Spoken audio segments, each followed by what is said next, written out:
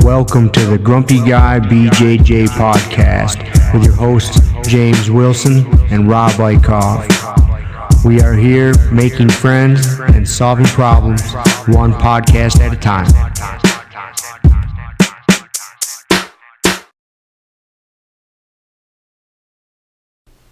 Boom. All right.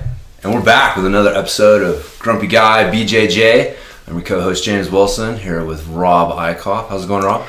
Yo, it's going good, James. Good, man. Good. Well, shoots, man. It's Friday morning. I'm getting ready to go to Telluride, so we got a couple podcasts we're recording this weekend. And you're back to training. How's your knee feeling? I'm going to train tonight for the first time. Yeah? I've been taking it easy. I know. It's a smart thing. I've been missing you at the gym because I've been catching all of the ass whoopings and all of the shit talking that is usually reserved for you in your absence. So as much as I've enjoyed it, on one hand, I'll be back. We competed 2 weekends ago. I took last weekend off, just stayed out of the gym. And then throughout the work week, it's just forced time away from the gym. Yeah. Which is good for me. No, it is, man. I need that. It's kind of funny. You got like a built-in safety measure, as long as you don't beat yourself to death in some other way on those days. Yeah, I mean, I've been doing more mobility. I haven't been working out really hard just because there's been days after work where my knee gets tired. Yeah. You know what I'm saying? Because it's not 100% yet. Right. You know, my job's pretty active. You know, I'm climbing, pushing, pulling, carrying shit. So, so I can still tell it's not 100%. So that's why I've been pretty good about, mobility even in the morning, stretching in the evening, and some days that's it. And I just kind of just been letting it chill. So, man, that's rule number one of injury rehab. I think we touched on that. Injury rehab one is man, if you're hurt, and just don't do anything to make it worse. Yeah. Just take the time to let it heal, and then worst thing you can do is make it worse. Yeah. So I'm gonna test the waters tonight and see what happens. I think I'm all right. Nice, man. You've been doing some Indian club swings and single leg stuff. Yeah, single leg Indian club stuff. Swings. Single leg squats. Nice. With Indian club or without. Yeah, I've been doing more of those too. It's funny, after we talked about it and I went out in the garage and was showing you, I was like, I've been kind of guilty just doing bilateral Indian club swings, and still like my deadlift, still do that. Yesterday we did our my buddy, who's my chiropractor, Dr. Nick, comes over on Thursday mornings and we do I call it the hero workout, or the killer apps workout, I guess is kind of the other name I have for it, because I just get what's the best exercise for this training tool and we do it. And man, the best exercise with the barbell is, I think, the deadlift. So we always finish off our workouts by throwing on some weight on the bar and doing 3 sets of 5 or a 5-3-2 or whatever. But yeah, besides that, try to stick to the single leg stuff. But doing more of the single leg Indian club swings, and they're a challenge. They are, dude. They're deceivingly tough. Yeah, they really are. I guess stagger stance, I should say. It's not a true single leg, but the idea, I always tell people, stagger stance is basically single leg with a kickstand. So that's what I mean. But anyways, they're surprisingly tough. Yeah, I've just been using my 10-pound clubs. That way, I got one in each hand, and like the 10-pounders. It's really weird how the swing to attention, which we actually have a video posted, or I will. I shot a video for somebody the other day, so I'll post it to our YouTube channel, and maybe we'll throw it up on the site. I know we can put videos on our new Grumpy Guy BJJ site, .com site now, so we can start putting videos up to kind of go along with what we're talking about. Oh, maybe when you produce this episode. Yeah. So people check the show notes. So go to grumpyguybjj.com and find this episode, and we'll have the video embedded in that post, and so you guys can see what we're talking about with the Indian club swings and the different progressions. But that swing to attention, where you have to, you're holding it in front of you at the top position with your elbows at that 90-degree bend. It makes lighter weights harder, because if you just had 10-pound clubs and you were just doing regular swings with it, they're hard, but they're not super challenging. But man, you stop at the top of each one and catch it at tension and hold, especially single leg, and all of a sudden those 10-pounders are way more difficult. And then you start going into the one where you go into the lever hold at the top with the arms straight. And again, those 10-pounders are super challenging with that. So I'm always a fan of, like, you know, if I can find a way to challenge the body with less weight, you know, it might be onto something. It's interesting. You know what I mean? It's challenging your weak link, really, because if you're lifting a shit ton of weight, like you're probably really using a you know, a strong suit, a strong point, or a, you know, range of motion or whatever. So that's why you can do a ton of weight with a deadlift.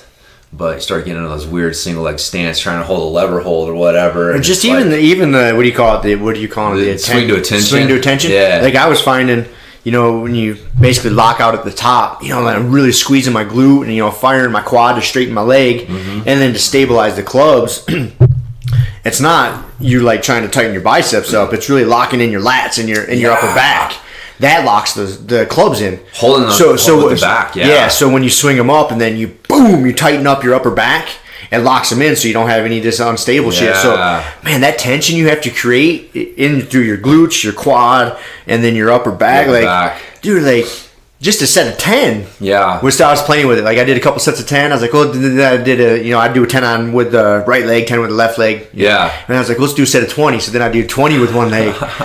Dude, that was tough, man. It's tough, man. Yeah, like the grip starts to go too. Oh, yeah. It's like, man, you're challenging all sorts of new weak links. Like, man, that's the problem with the swing is especially the kettlebell swing. Again, I'm going to fucking pick on this thing again. Again, with the wide stance and your hands coming between your legs, it is really hard to maintain that upper back tension. And so you have to really, really, really, really concentrate and be on it to make sure that you're getting that upper back tension dialed in at the top. And same thing with the quads. Like, at the top position, there's a lot of people who don't really lock their quads out. They're so focused because we're so focused on the hips. It's squeeze your glutes and push the glutes through. And so you get people that have lazy upper backs and lazy quads when they're doing the swings. And there's no other way to really highlight that and fix that other than that swing to attention. Like, if you don't pause at the top and force yourself to have to lock out and really engage that upper back and really engage those quads and the hips too, everything together, like, it's really tough to learn movement wise, you know. It's kind of like an isometric hold at the top of the swing, so it forces you to learn it better. That's what we've learned with ramping isos, is when you're just standing there and you're not moving, you're able to focus on optimal tension, and your body will sacrifice optimal tension to get through a movement. It's just how it's programmed. But when you're standing there at the top and you're not moving, all you got to focus on is optimal tension, getting in those right areas, and it helps the rest of your swing. So yeah, man, I don't know. I think in like another 10, 20 years, man, that Indian club swing may be replacing the old kettlebell swing. I don't even think it would take that long. God, I just don't see how you try the Indian club swings and then you even want to even do a kettlebell swing. Yeah. Especially, you know, doing it single leg like that, and then pausing at the top.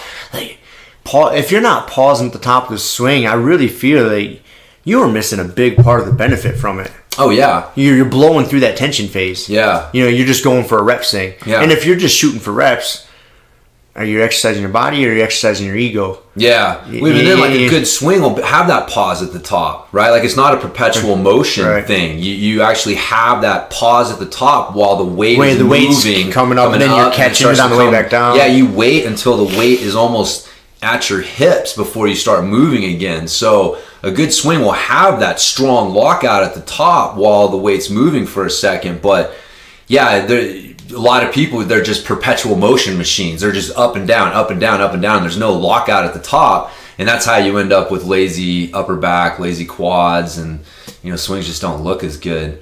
But yeah, I don't know, man. So there you go. Indian club swings. Random starts out the episode. And I was thinking, you know, I have in my show notes, I just wrote episode, and I usually write like the episode number.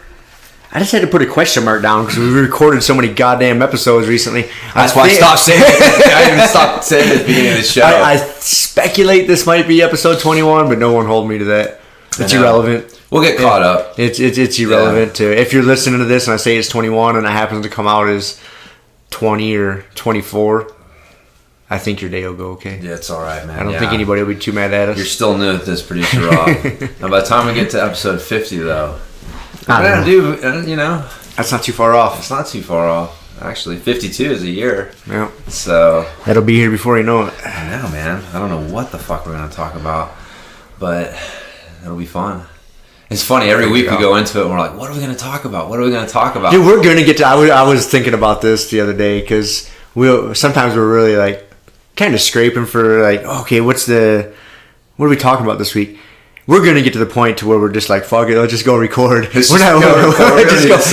don't need a subject. You know, well, the subject will be like after we record, we'll look back and go like, what was the theme of that? That's exactly there. That's exactly what it's gonna be. So we'll just call it that. That may not be a bad idea. I see it just kind of a natural progression going that way. Just coming in with some things we want to talk about. Yeah. So, well, anyways, today we're actually talking about a subject. I don't think we fucking mentioned it yet. How to build confidence. Yeah. So, but I'm sure people probably got that from the title. It's important. Of the podcast. Super important. No, building confidence is super important. It's building it or having it. Yeah. You know, in our martial art or our sport.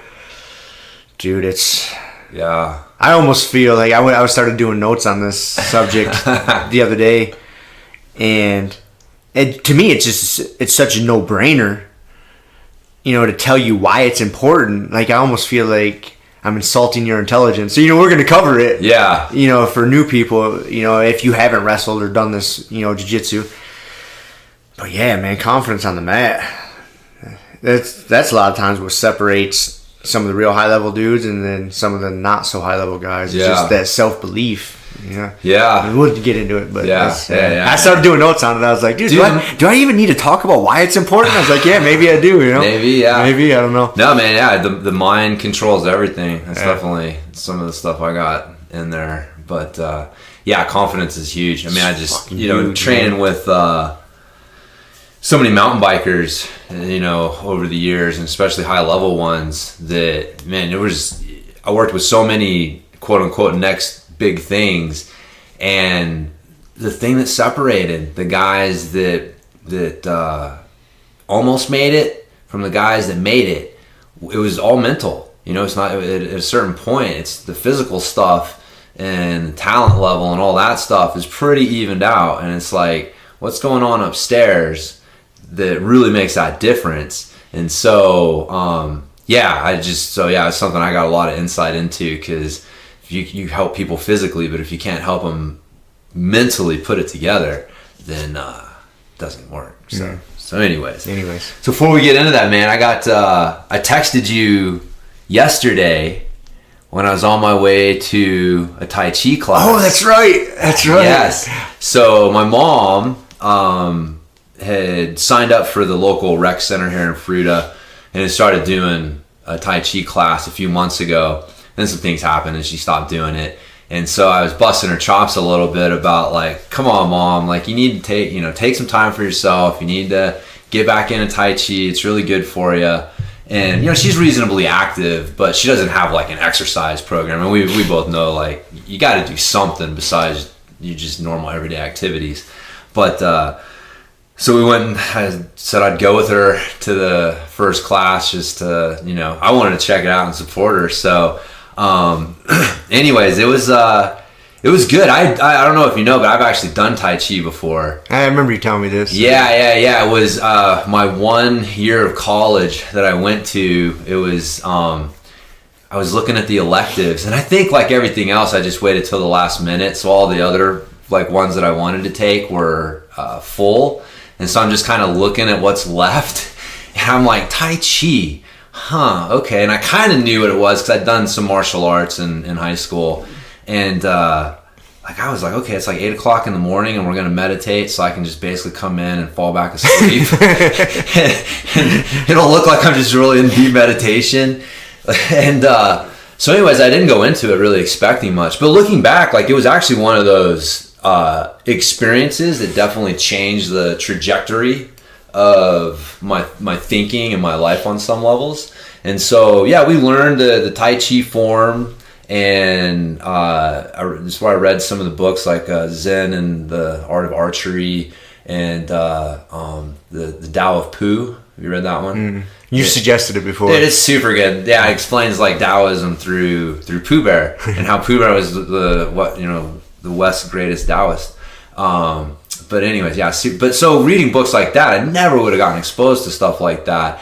But that definitely changed my mindset. And again, like being involved in martial arts, I was kind of tuned that way. But anyway, so I'd had some experience with it. So I went to it with a reasonably open mind. But it was funny, man. Have you ever done like Tai Chi or anything like that? I've seen it. Yeah. You know, and I know a little bit about it. I know you got your Tai Chi. It's kind of like a moving meditation practice. Yeah. But there's guys that also take it to like the push hand side of things, like the Josh Waitskin. Yeah. You know, he was like a push hand world champion. And that's the roots of that is like your Tai Chi. Yeah. So I know a little bit about it, but yeah, it's an interesting because it is like the people who are really into it, they will say like it is a martial art. Right. Like you are learning, even though the movements are very slow. And I know, you know, we know as well as anyone, man, like really slowing things down and owning every millimeter of the movement has value, right? And I mean, in jiu-jitsu, I think that's probably the thing that most people do wrong is not slow things down enough sometimes.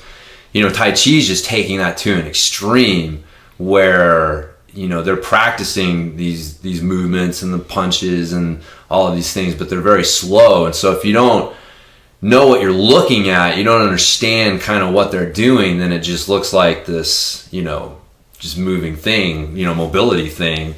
And, you know, that's kind of the level most people take it to. But, you know, at its roots, yeah, it was like, it is a martial art. Like it has its roots in a system of training people how to defend themselves. And so it's an interesting thing. But she did start talking about her 12th meridian and the chakras and stuff like that, and how, you know, but it was very interesting, right? Because people have different ways of explaining the same thing. It's like the time when I told you, like I had that realization in yoga, right? Like, because yoga people say funny shit, right? Yeah. Like they say open your heart space and open your side bodies and stuff like that. That shit makes me go right through the roof. Well, one day I realized, like, why are their words any more ridiculous than latissimus dorsi? Right. You know what I mean? It's all just a made up fucking word that people made to describe an area of the body. And so in yoga, they call it the side body, and we call it the Latin, you know, blah, blah, blah. And so the same thing here where, you know, these people are explaining concepts. Like what she was talking about was the importance of keeping your spine lined up and balanced. And you staying balanced when you move. You're not overcommitting from one foot to the next when you move, because when you do, you make one foot light, too light, and then you could be pushed. And so, but the way she was explaining it, excuse me, was that, you know, her 12th meridian and, you know, what's the 12th meridian? I have no idea. I have no idea. So to add to it, bro, she's like some Eastern European something, I don't know. Like I didn't talk to her and get her full background. She's probably nowhere near there, but she's got an accent that reminds me of some Eastern European thing. So wait, was she good looking? You know, she wasn't bad looking. She's a little like older, you know. Yeah. Just curious, maybe. Yeah. I was just wondering if I should go sign up for this Tai Chi class or not. You would definitely be the hot guy in the class, dude. Fuck yeah. I was the young hot guy in the class. Yes, that's right. Man. So that might be my new jam right there. Some 70-year-old ladies in the back, I think, were checking me out. I could find me a little sugar mama in there, man. Some probably could. Rich old lady that's about to kick it. You could, man. Yeah. There's your strategy. That's my strategy right there. Fuck this work thing. Anyways, I digress. So anyways, it was funny. I mean, outside of that little, side path detour she took for a minute. And it was fun, but I learned something from it, right? Like I learned that, and I realized I do it with stand up, like when I'm moving from one foot to the next. She was talking about the importance of you got to root yourself and then move. So it's like down and move. Like, so you're rooting and then move, rather than like, you know, staying level or even coming up a little bit as you move. And so it's real easy to kind of get that bouncy up and down movement rather than this low rooted movement. And again, looking back, I see like Pimenta, when he moved on his stand up, like that's how he moved. It was always like this wave, his hips would go down, you know, as he would move. And then the rest of us are out there bouncing around, and he's just timing that bounce. And he knows when you bounce and one of those feet are light, you're fucked.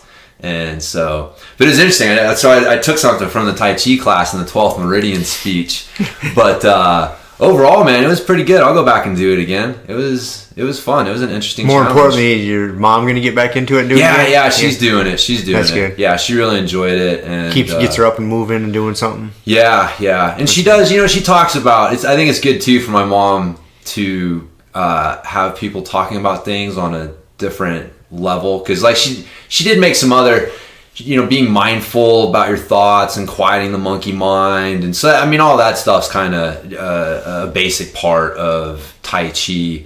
Like I said, getting into all the energy and chakras and stuff like that might be a little bit deeper than like, but anyways, I think it's good for my mom to get exposed to like that kind of thought process too, like you're in here and you need to think about what you're doing, but not think. It's that whole mind, no mind, like that in all martial arts, like that's the ultimate goal is thinking without thinking, and it's not thinking because not thinking is still thinking.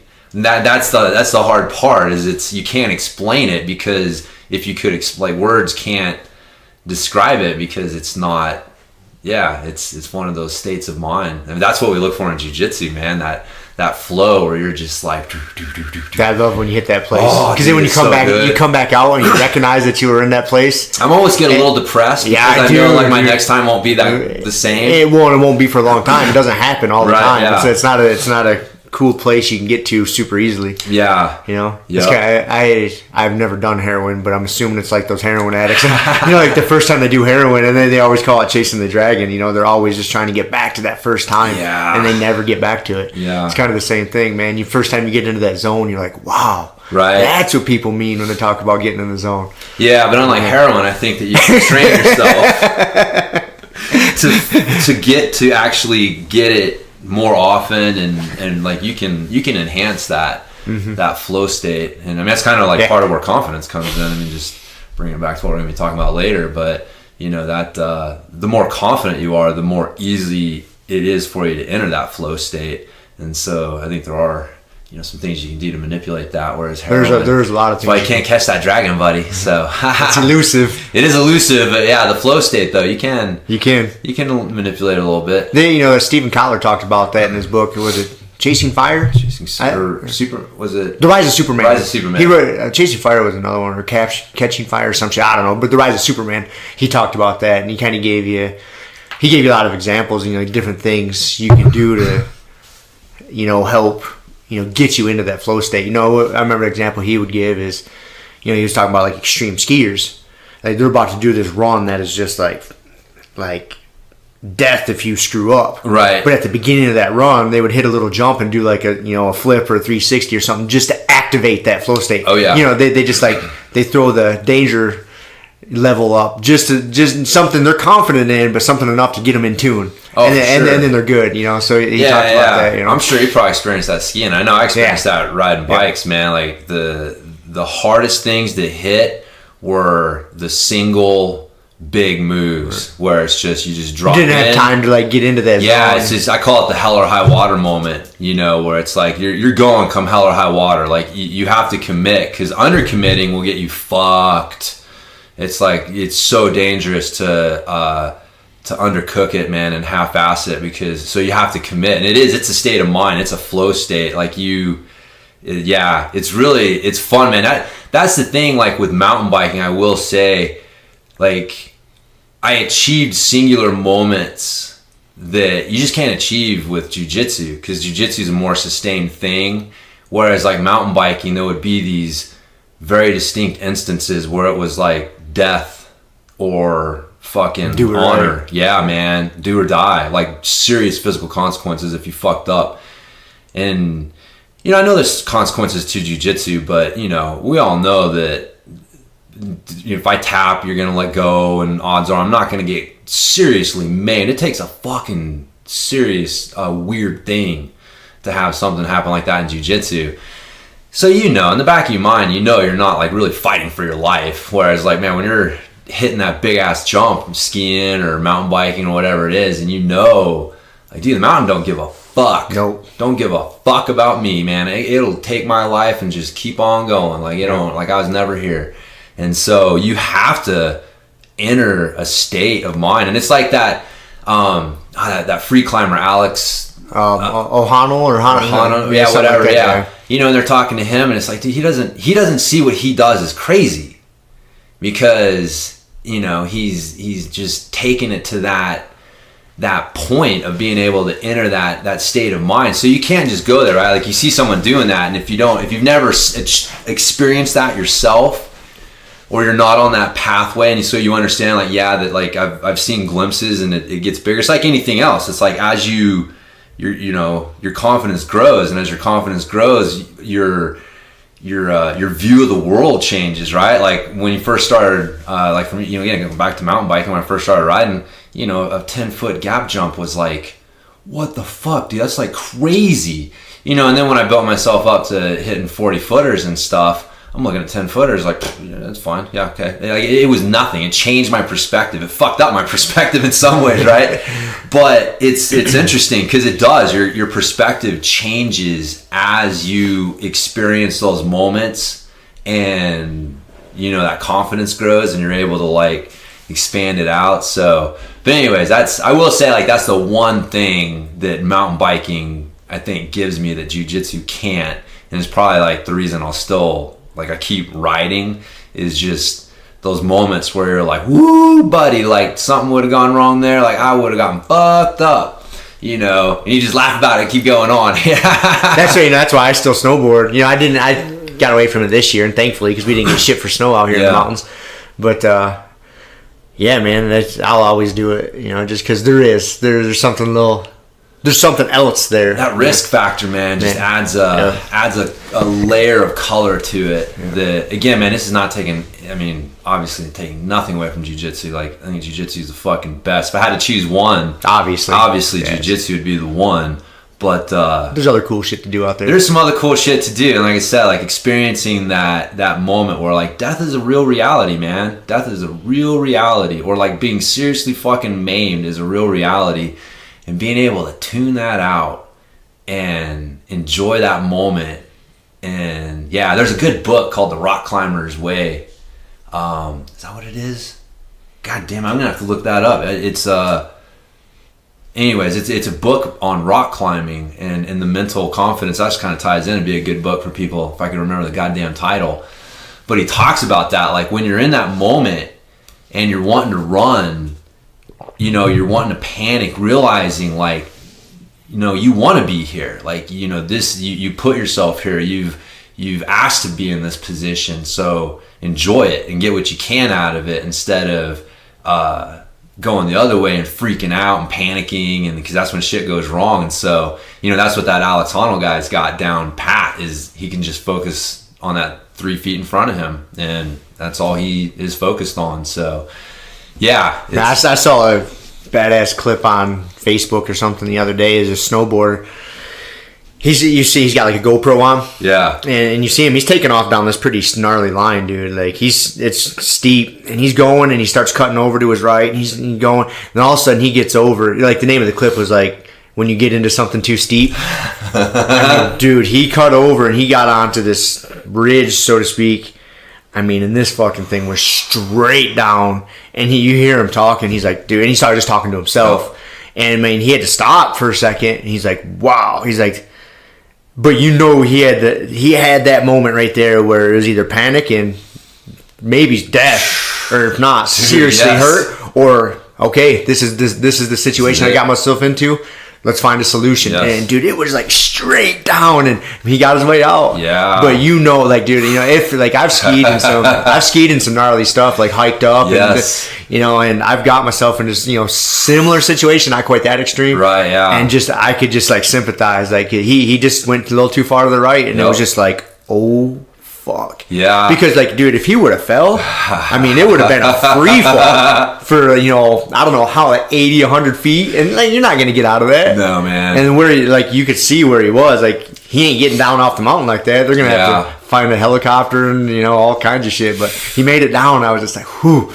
just watching that clip kind of made my palms sweat a little bit. Oh yeah, because I've been there, and I'm just like, oh, like he kept his shit together. Yeah, and you know, like it was fast too. You know, I'm explaining it like it went so long, but like he cut over, and you hear him say, "Oh shit!" He stops, and he's like, "Let's go," and he just keeps going. Like he had to just stay in that moment, because if he would have stopped and like really assessed, he might have not been able to get back, dude. Dude, I know, man. Yeah, I can think back a couple times riding in Hawaii, because we would ride motorbike trails, follow the motocross trails into the woods sometimes. So yeah, following one of my buddies. It's funny, his name was Kevin. We called him Kevlar because he would just fucking wreck and bounce, so it seemed like he was bulletproof. But man, I followed that dude on a couple hike-a-bikes up, and then he's like, all right, let's turn around and go back down. And dude, getting in some steep shit where it's like I can't stop. Like I could not stop, and couldn't control my speed, and it's like moment to moment, man. Yeah, there's that moment where you're like, oh shit, do you panic and fucking ride into the fucking tree in front of you, or are you just like, okay, here we are, just see where we get. And luckily they pan out, but dude, those fucking moments could just as easily not have panned out. For sure, man. For sure. But that's why I say, man, like 20-year-old me was a fucking madman idiot, but I love that dude. Yeah, I don't know how the 20-year-old me allowed me to get to the 38-year-old me, to be honest with you. Yeah. And I'm very surprised at that. When I wake up, my alarm goes off, and sometimes I think, like, holy shit, I've made it this far. Of all the poor decisions I've made, I'm still here. Yeah, I think 30 was that for me. I was like, God damn it, I made it. I remember as a kid, like, it was funny, like 30 seemed old. And all of a sudden I'm like 30. I'm like, God damn it. Like I remember being a kid thinking this is old. So now I'm 40 and I'm just like, I don't even want to like think about it anymore, man. See, that's where I'm at. Like 30 wasn't bad for me. Like I don't even remember like my 30th birthday. 40's freaking me out. Really? Yeah, dude. I got 39s this year. So I got one more year, but for some reason turning 40, that just sounds old as dirt. Oh, it does, man. It's freaking me out a little bit. I'm going to go through some sort of like midlife crisis. I feel it brewing now. No! Once it results in you quitting your job and like just getting Grumpy Guy. It's possible, man. We got a little over a year to make it happen. Yeah, so. We got some badass t-shirts. I know, man. I know. Yeah, I got us some t-shirts online, so we're going to be exploring, getting some gear. We've already had a couple people ask about these things. Yeah, we've got coffee mugs and t-shirts, and so yeah, we'll talk about. I got something to show you. Might be able to get some stuff up on the site sooner rather than later. Sweet. But you're drinking out of a Grumpy Guy mug right now, man. Wearing your t-shirt. Hell yeah! If we were video, you guys would see this. Our Facebook Live going that we talked about. I think within the next episode or two, we'll probably. I don't know if this mug is not the coffee mug. I'm referring to my face is meant for Facebook Live. I think we're better audio only. That's what they mean when they say you got a face for radio. You got a radio face. Got a face for podcasting. I got a face for podcasting. Audio version only. I don't even put my producer skills to the test though. Yeah. Like take like the Rock's head and put it in on my body. Yeah, you can do those effects. Yeah, do those effects. So I just look like the Rock the whole podcast. Can I have the dead mouse head? Yep. Yeah. Yep. That's what I want. We'll do that. Okay. No one will know. No one will know exactly what we got. That might be a good move, you know? Kiss did that for a long time. No one knew what that's right. Ace Frehley and Gene Simmons looked like, right? That's right. Maybe we should just do that. Paint our face up like Kiss. All right. Anyway, somehow we were talking about Tai Chi. I realized that halfway through our conversation about mountain biking and shit. But yeah, who knows? So, I was gonna say something about Tai Chi. Why'd your mom chose Tai Chi as opposed to like yoga? Has she tried yoga yet? She's done yoga. I'm not sure exactly. I think I may have vicariously influenced it somewhat, just because like being in the martial arts stuff, and you know she knows it kind of influences how I think. So Tai Chi's goes in that vein, but you know, I mean, I forget. I may have like encouraged her to do it. I think she's in her 60s, and like I said, she's not in like bad shape. No, I met her there for the first time a couple weeks ago. Yeah, but unfortunately, a lot of yoga classes are still like too much, and I think people get hurt and like they're discouraged. You know, it's tough, and they got to kind of take a break. Yeah, man, like you got to have a really like a gentle yoga, like a real like hatha yoga, and so that's where like not all yoga is created the same. That's why when people say, like, what about yoga for jiu-jitsu? And I'm like, well, what are we talking about here? Are you talking about, pumping the heat up to 150 degrees and you got some madman at the front of the room who's trying to turn this into a fucking workout? Or are you talking about like a nice, gentle, breathing focused, relaxing, stretching? And even then, like, what level are you talking about? So there's a lot of different types of yoga, just like CrossFit, right? Like, is CrossFit good? It's like, well, let's get a little more specific, because CrossFit is this big word that encompasses a lot of things.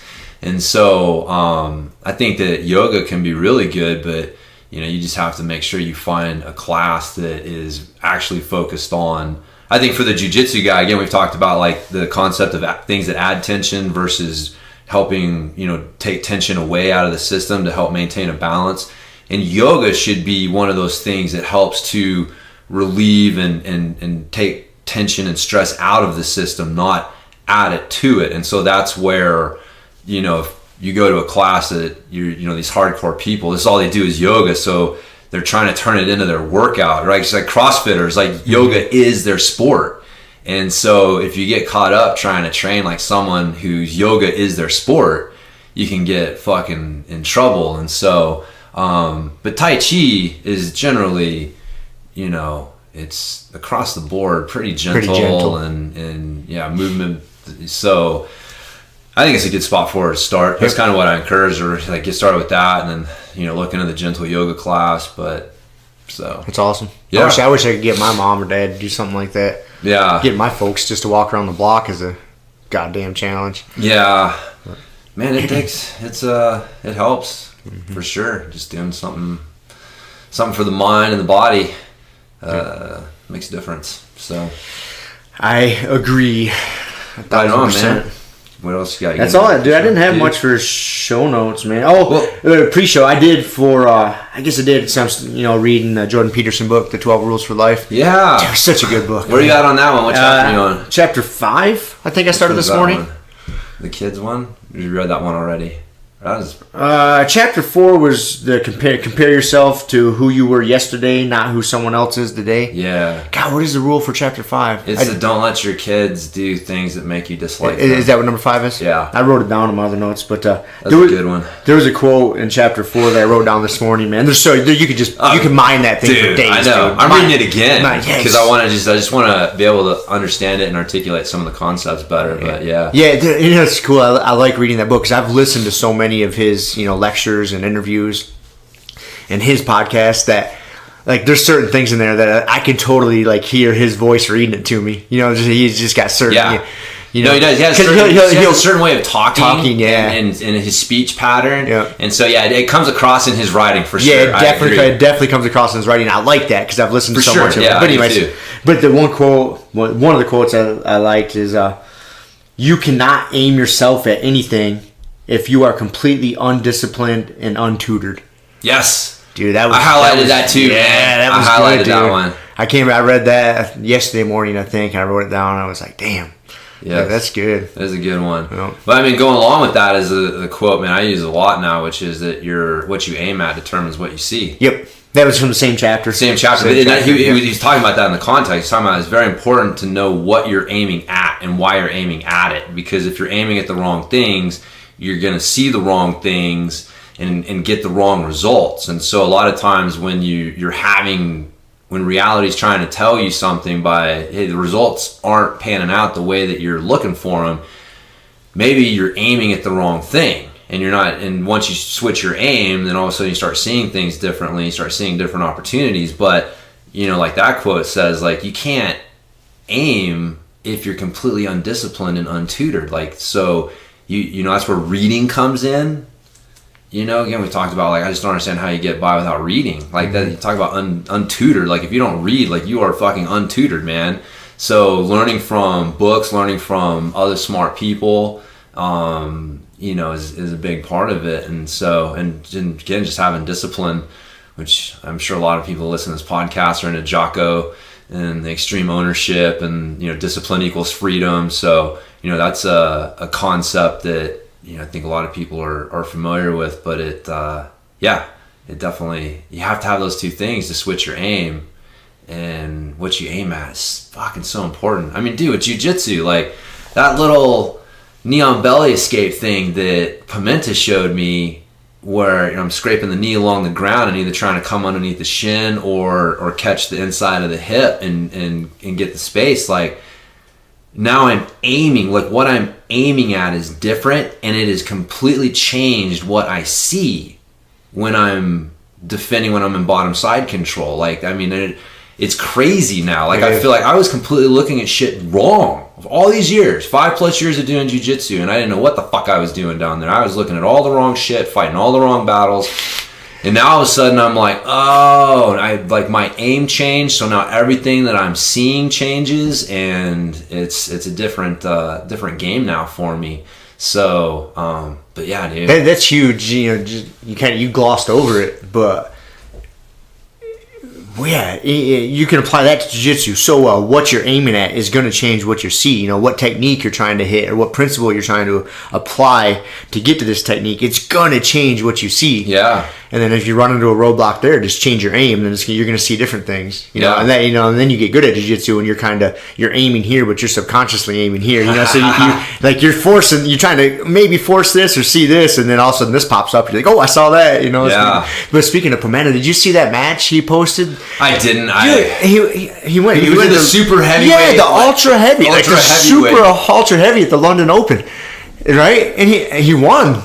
Like, I think he took gold, and that dude was huge. I mean, and Pimenta's my size, our size. You know, he's 160 pounds. He fights at 150. He fights in the feather, which is 150. Yeah. And he gets, so 154 with the gi. Yeah. And when he was here just, training with us a few weeks back there, he was, I talked to him about it. He was walking around 160 pounds, maybe a touch over. Yeah. And he was at the ultra heavy.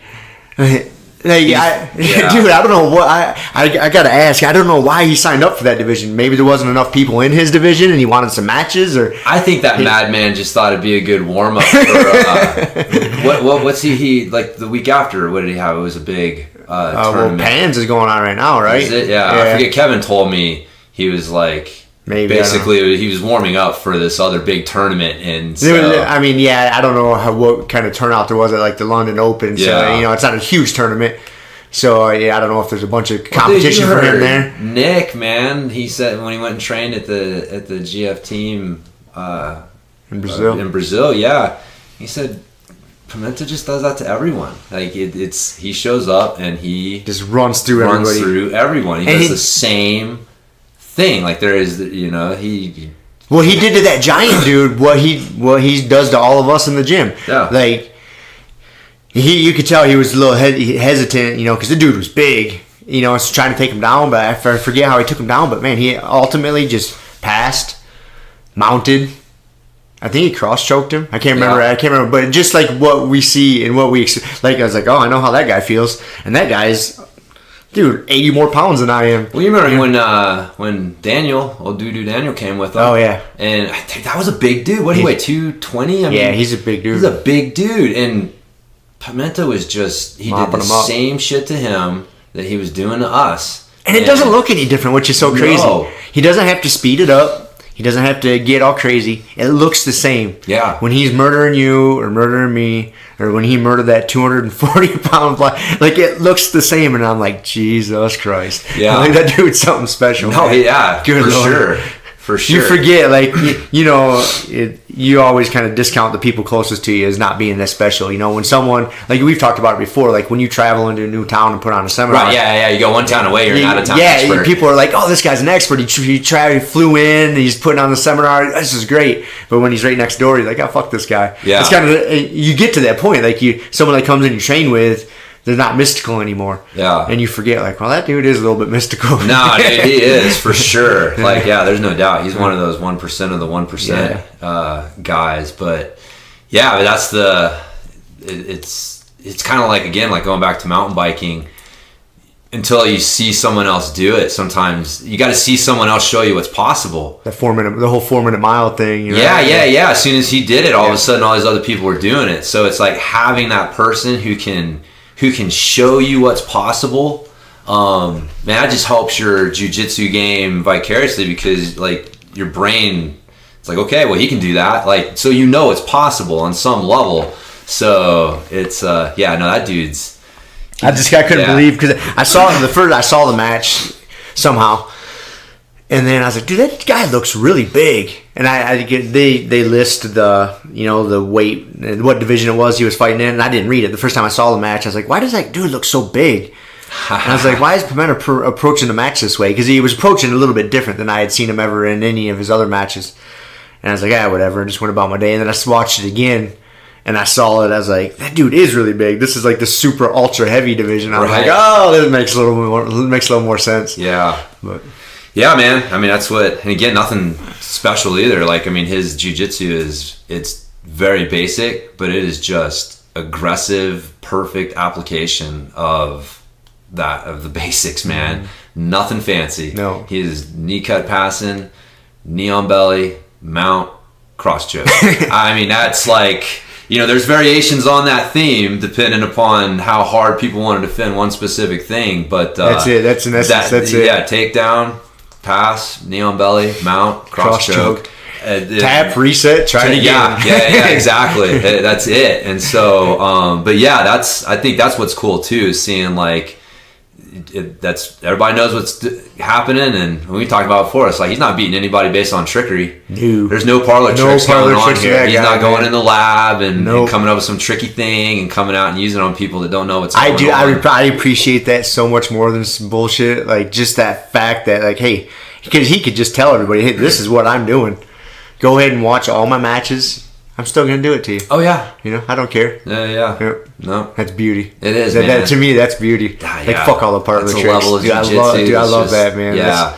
Yep. And that's why he's confident, man. Yep. I mean, his confidence level is, again, kind of, mystical. I mean, he just doesn't even faze him, man. Whatever you throw at him, he's seen a million times, and he's just got so much confidence in his jiu-jitsu that, like, man, his expression never changes. Yep. He just keeps on going, man. He's so calm. So that is a perfect segue into today's. You know what? I want to give one quick shout I thought we were having a great fucking segue. We are. But I want to give a quick shout out. Yeah, we forgot about this. Because we got a review on Facebook, which we really appreciate. Again, any reviews for the podcast and on Facebook and Podbean, iTunes, all that we love. But this one was kind of special because it was from my old track coach, old Bernie Laffer, old Coach Laffer. I guess his wife and son do jiu-jitsu, and so he listens to the podcast. And yeah, I love that dude. He was my coach, my track coach in high school, and he was the guy that inspired me to be a coach. Seeing the impact that a coach can have on people's lives, both in the sport that they're in and outside of that sport as well. So yeah, he's a great guy, man. He has helped so many fucking kids over the years. So I'm pumped that he listened to the podcast. And I saw the review and got pumped. And then I had no idea it was your old track coach. Yeah. That makes it even cooler. Yeah, man. No. So anyways, so Bernie, if you're listening, thanks for the review. And hell yeah. Love you, man. He did have one like prerequisite in there that he said he would not listen to us anymore if either one of us subscribed to the flat earth theory. We're safe there. And we're safe there, man. I will say 100% certain the earth is round. Yep. I'm okay with that. I'm not sure that Australia's really there because I've never really been there and seen it for myself. It could be an elaborate hoax. It could be a hoax. We've shipped a lot of pedals there, but I don't know. But I'm pretty sure the earth is round. Yeah, I was thinking about that. What do the flat earthers say? Because in theory, yeah, we won't go down to this rabbit hole too much. But I was thinking about this after I read his review.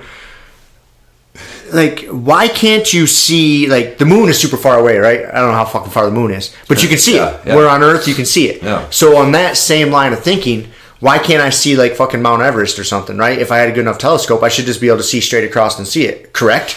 If you look the right direction? Am I not thinking about that right? Buddy, you're probably thinking about it right. I'm sure they got a good argument for it. They have arguments against it. What is their arguments for where does the sun go? How come we can't see, how come it gets dark? I don't know, man. I meant to look it up. So like what they say again, Jesus Christ, Bob. Yes, fuck. I didn't want to burn too many brain cells on this, so I didn't look it up. What they say again, my rudimentary understanding of this is that we're like this really big fucking giant pizza, and the sun goes around the pizza. So there's a moment where it's like over here lighting up this part of the pizza, and it's not lighting up the opposite side. So that's why it gets so far away that it doesn't. The sun's light rays don't get that far. Something just stops. Does the ice wall might stop? We're spinning. The ice wall might stop the sun rays. And so are we spinning or is the moon spinning? I don't know, man. So again, it doesn't make a lick of fucking sense. Fucking Even the flatter. Greeks knew that it was round. Like that's actually one of those things that God, I read one of the quotes from the Plutarch book where he was talking about the Pythagoreans believed that the sun was at the center of the universe and that the earth rotated around the sun. It was a sphere that rotated around the sun. So I mean, like, these ideas aren't new. Actually, the flat earth theory was a relatively new, more obscure thought process among our ancestors then, because even the Greeks knew, you know, when a fucking ship leaves, you see the ship disappear and then the mast disappears. It's like... No, they got arguments against that. I understand. They don't hold water, so to speak. No, I know, but I'm just saying that it's I believe our ancestors knew a little bit more than we give them credit for. And so if they say the earth is round, I'm going to go with them. It. So we're safe there, Bernie. Yeah. You can keep listening to us, buddy. That's right, man. He said he's an MMA fan, too. On that note, did you see that we got to root for our jiu-jitsu community? Mackenzie Dern had her UFC debut. It must have been last weekend, right? Yeah. She won. Yeah. That's badass. I'm interested to see, man. Got to support our jiu-jitsu family, so to speak. I don't got to do shit. No, we don't have to, but I root. Bro. Yeah. Well, I root for the jiu-jitsu people in the UFC. I hear you. You know what I'm saying? I know.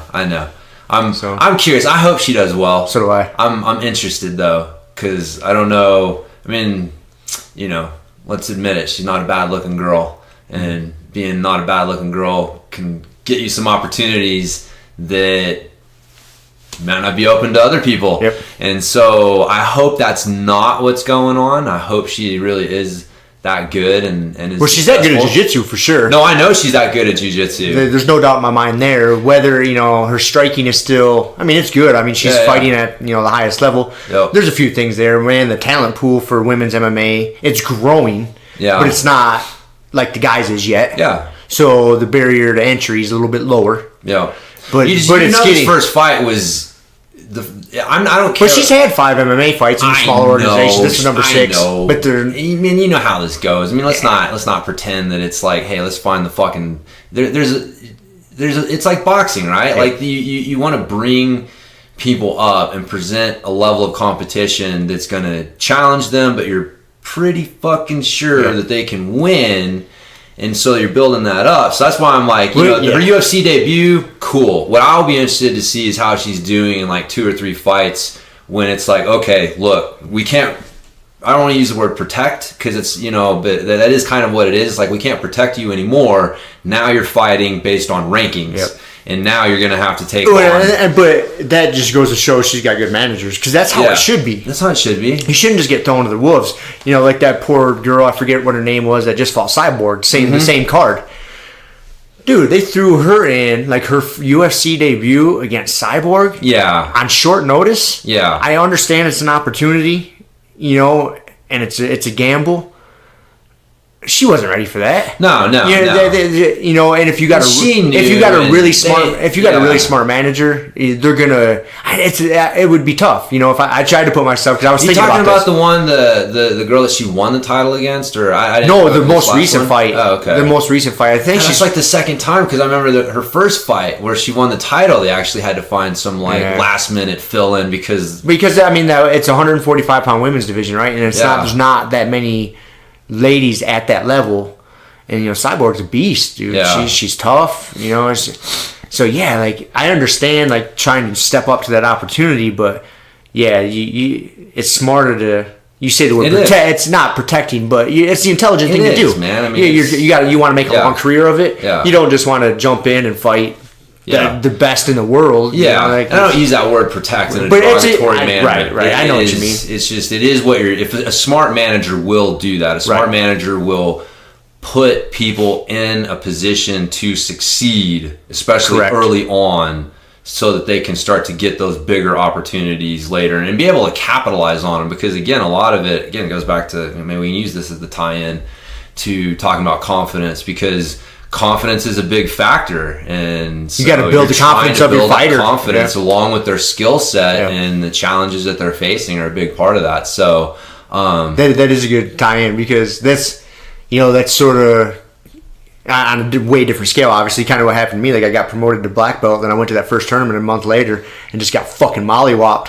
And it just sticks with me. I just jumped right into the deep end of the pool. You know what I mean? Like, confidence-wise, it probably wasn't the best choice for me, but now I can get past it and move on. But it's kind of the same idea. Yeah. See, the funny thing to me with that was always like, what the hell did you expect? I don't know. See, that's the thing I've always wondered is like, what did you think was going to happen? What did you think was going to happen? Like, you always hope that you're going to do better. You can't go into a competition thinking that's going to happen. I know. Well, this is right. See, I don't know, man. See, this is where I get like really stuck with all this stuff, because like, you have to be, a competition's a game. Right. So we're not talking about Mortal Kombat. Right. Mortal Kombat, you can't walk into Mortal Kombat with that attitude. Like, that's why a lot of like what Musashi talks about and a lot of the Bushido stuff is like, you cannot acknowledge that the enemy is stronger than you or faster than you in any way, blah blah, because they had actual like life and death on the line. You cannot walk into again, going back, like, I cannot walk into jumping a big jump with any fucking doubt in my mind, right? And so, but competition's different. It's a game. And so you're trying to play the game both short term and long term, all these things, right? And so being realistic is part of playing a game. It just is. You know what I mean? Like, it's not smart to just not be realistic about strengths and weaknesses and what might very probably happen and stuff like that going into a game, right? So, you know what I mean? Like, there's a fine line. Like, you got to be confident, but by the same token, like, you're playing a game, and you're going into playing a game against a much more experienced, competitor, blah blah blah. So, like, in that situation, the reality of the situation is you're probably going to get mollywopped, and if you don't, it's like because you went up against someone like you, or there's some sort of mistake. But like, someone who's been playing that game at that level for a while, he's just better, right? And so there's that difference between being realistic and being like confident, right? Like, being unrealistic isn't the same thing as being confident. Like, that's just being stupid. That gets arrogance. Arrogance, yeah. Or just like, yeah. So you got to be realistic about stuff. So, yeah, man. It's like I said, it's a fine line between walking in. You don't want to walk in being defeated, right? Like, you want to walk in, you want to try your hardest, and you're doing your best. But by the same token, being realistic about the situation is also, I think, important, because if you're not, like, that's actually one of the things that I wrote down is like, confidence is built by keeping the long term in view, not the short term result. And so being realistic about what the short term result might be, it's kind of part of that overall process, I guess. So it's kind of a double-edged sword, because we've talked about this before, like, if you go in and you're going against somebody that's really freaking good, whether it's just an academy or competition, it can be freeing in a way, because the outcome is kind of predetermined. Right, yeah. So you can go in with that mindset of like, that's cool, that opens me up to be freer. I'm just going to try my best, and if I get caught, I get caught. You know what I mean? Or where I get my ass whooped, I get my ass whooped. But you can just relax, be in the moment, and try to make all the proper decisions at all the proper times. Yeah. But if you can't get to that mind space, if it's the other way, you just walk in defeated, I mean, what the fuck are you there for? Right. So it's tough, but it's the exact same situation. It's just a matter of how are you perceiving it. And those two mindsets are really close to each other. Yeah. They're right next door to each other. They are. And then you just got to decide which side of the line to be on. And it's tough. Well, again, though, but again, I'll say that a third time in a row. And competition's a different beast. Like, you almost kind of have to look at competition in its own little box in the confidence conversation than the overall thing, because competition, it's a totally different beast. So like for me, like if I was coaching you, like I would have been in your ear about like, man, this is to get the experience, period. That's what you're here for. You're here to get the experience of competing at this level. If you get the experience, you win. You know what I mean? Because getting the experience of competing is extremely important. You have to compete to get that experience. There's no other way to do it. So, and that's why, like, I would tell mountain bikers, like, one of the big mistakes they would make is their first race of the season would be an important one. You know, they would have like a local race series, and then that first race of the local race series would be their first race. And it's like, no, man, you want to go get 1 or 2 races out of the way where you don't give a shit about the results. You're just getting the experience of competing and just kind of getting that out of the way and getting it in your system. And then, you know, so you're going to be more worried about your results a few races down the line.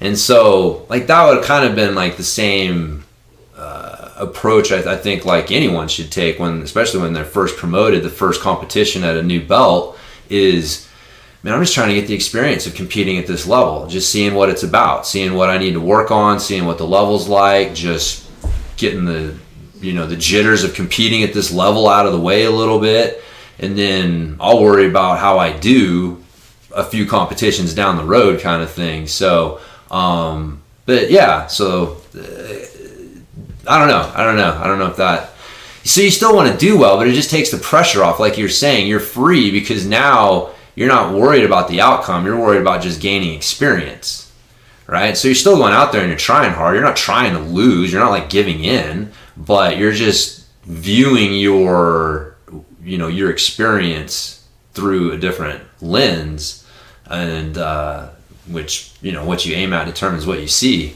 right? So you saw a point rapage and, you know, that you couldn't get out of your mind versus like, well, that was fucking interesting. I guess I need to get better at recognizing when people are just luring me into catching half guard so we can just pass again and figuring out what to do from there. Yeah. So, I don't know. That's my thoughts on that. Yeah, it's interesting. So, but you know, the thing is, you come back around, right? Like, you're back competing. Yeah. So, but like I said, I've always been curious about that first. What did you expect to happen? Yeah, like, what did you expect to happen, man? That hurts my feelings, James. But I mean that in the most respectful. I know what I mean. I know you know that, but it's again, that's what did you expect to happen. Man, I don't know. I guess because I've had this fucking conversation with so many riders over the years that I've coached. It's like, what the fuck did you expect to happen? It was like your first race of the season, or your first time on this new bike, or like, you know, like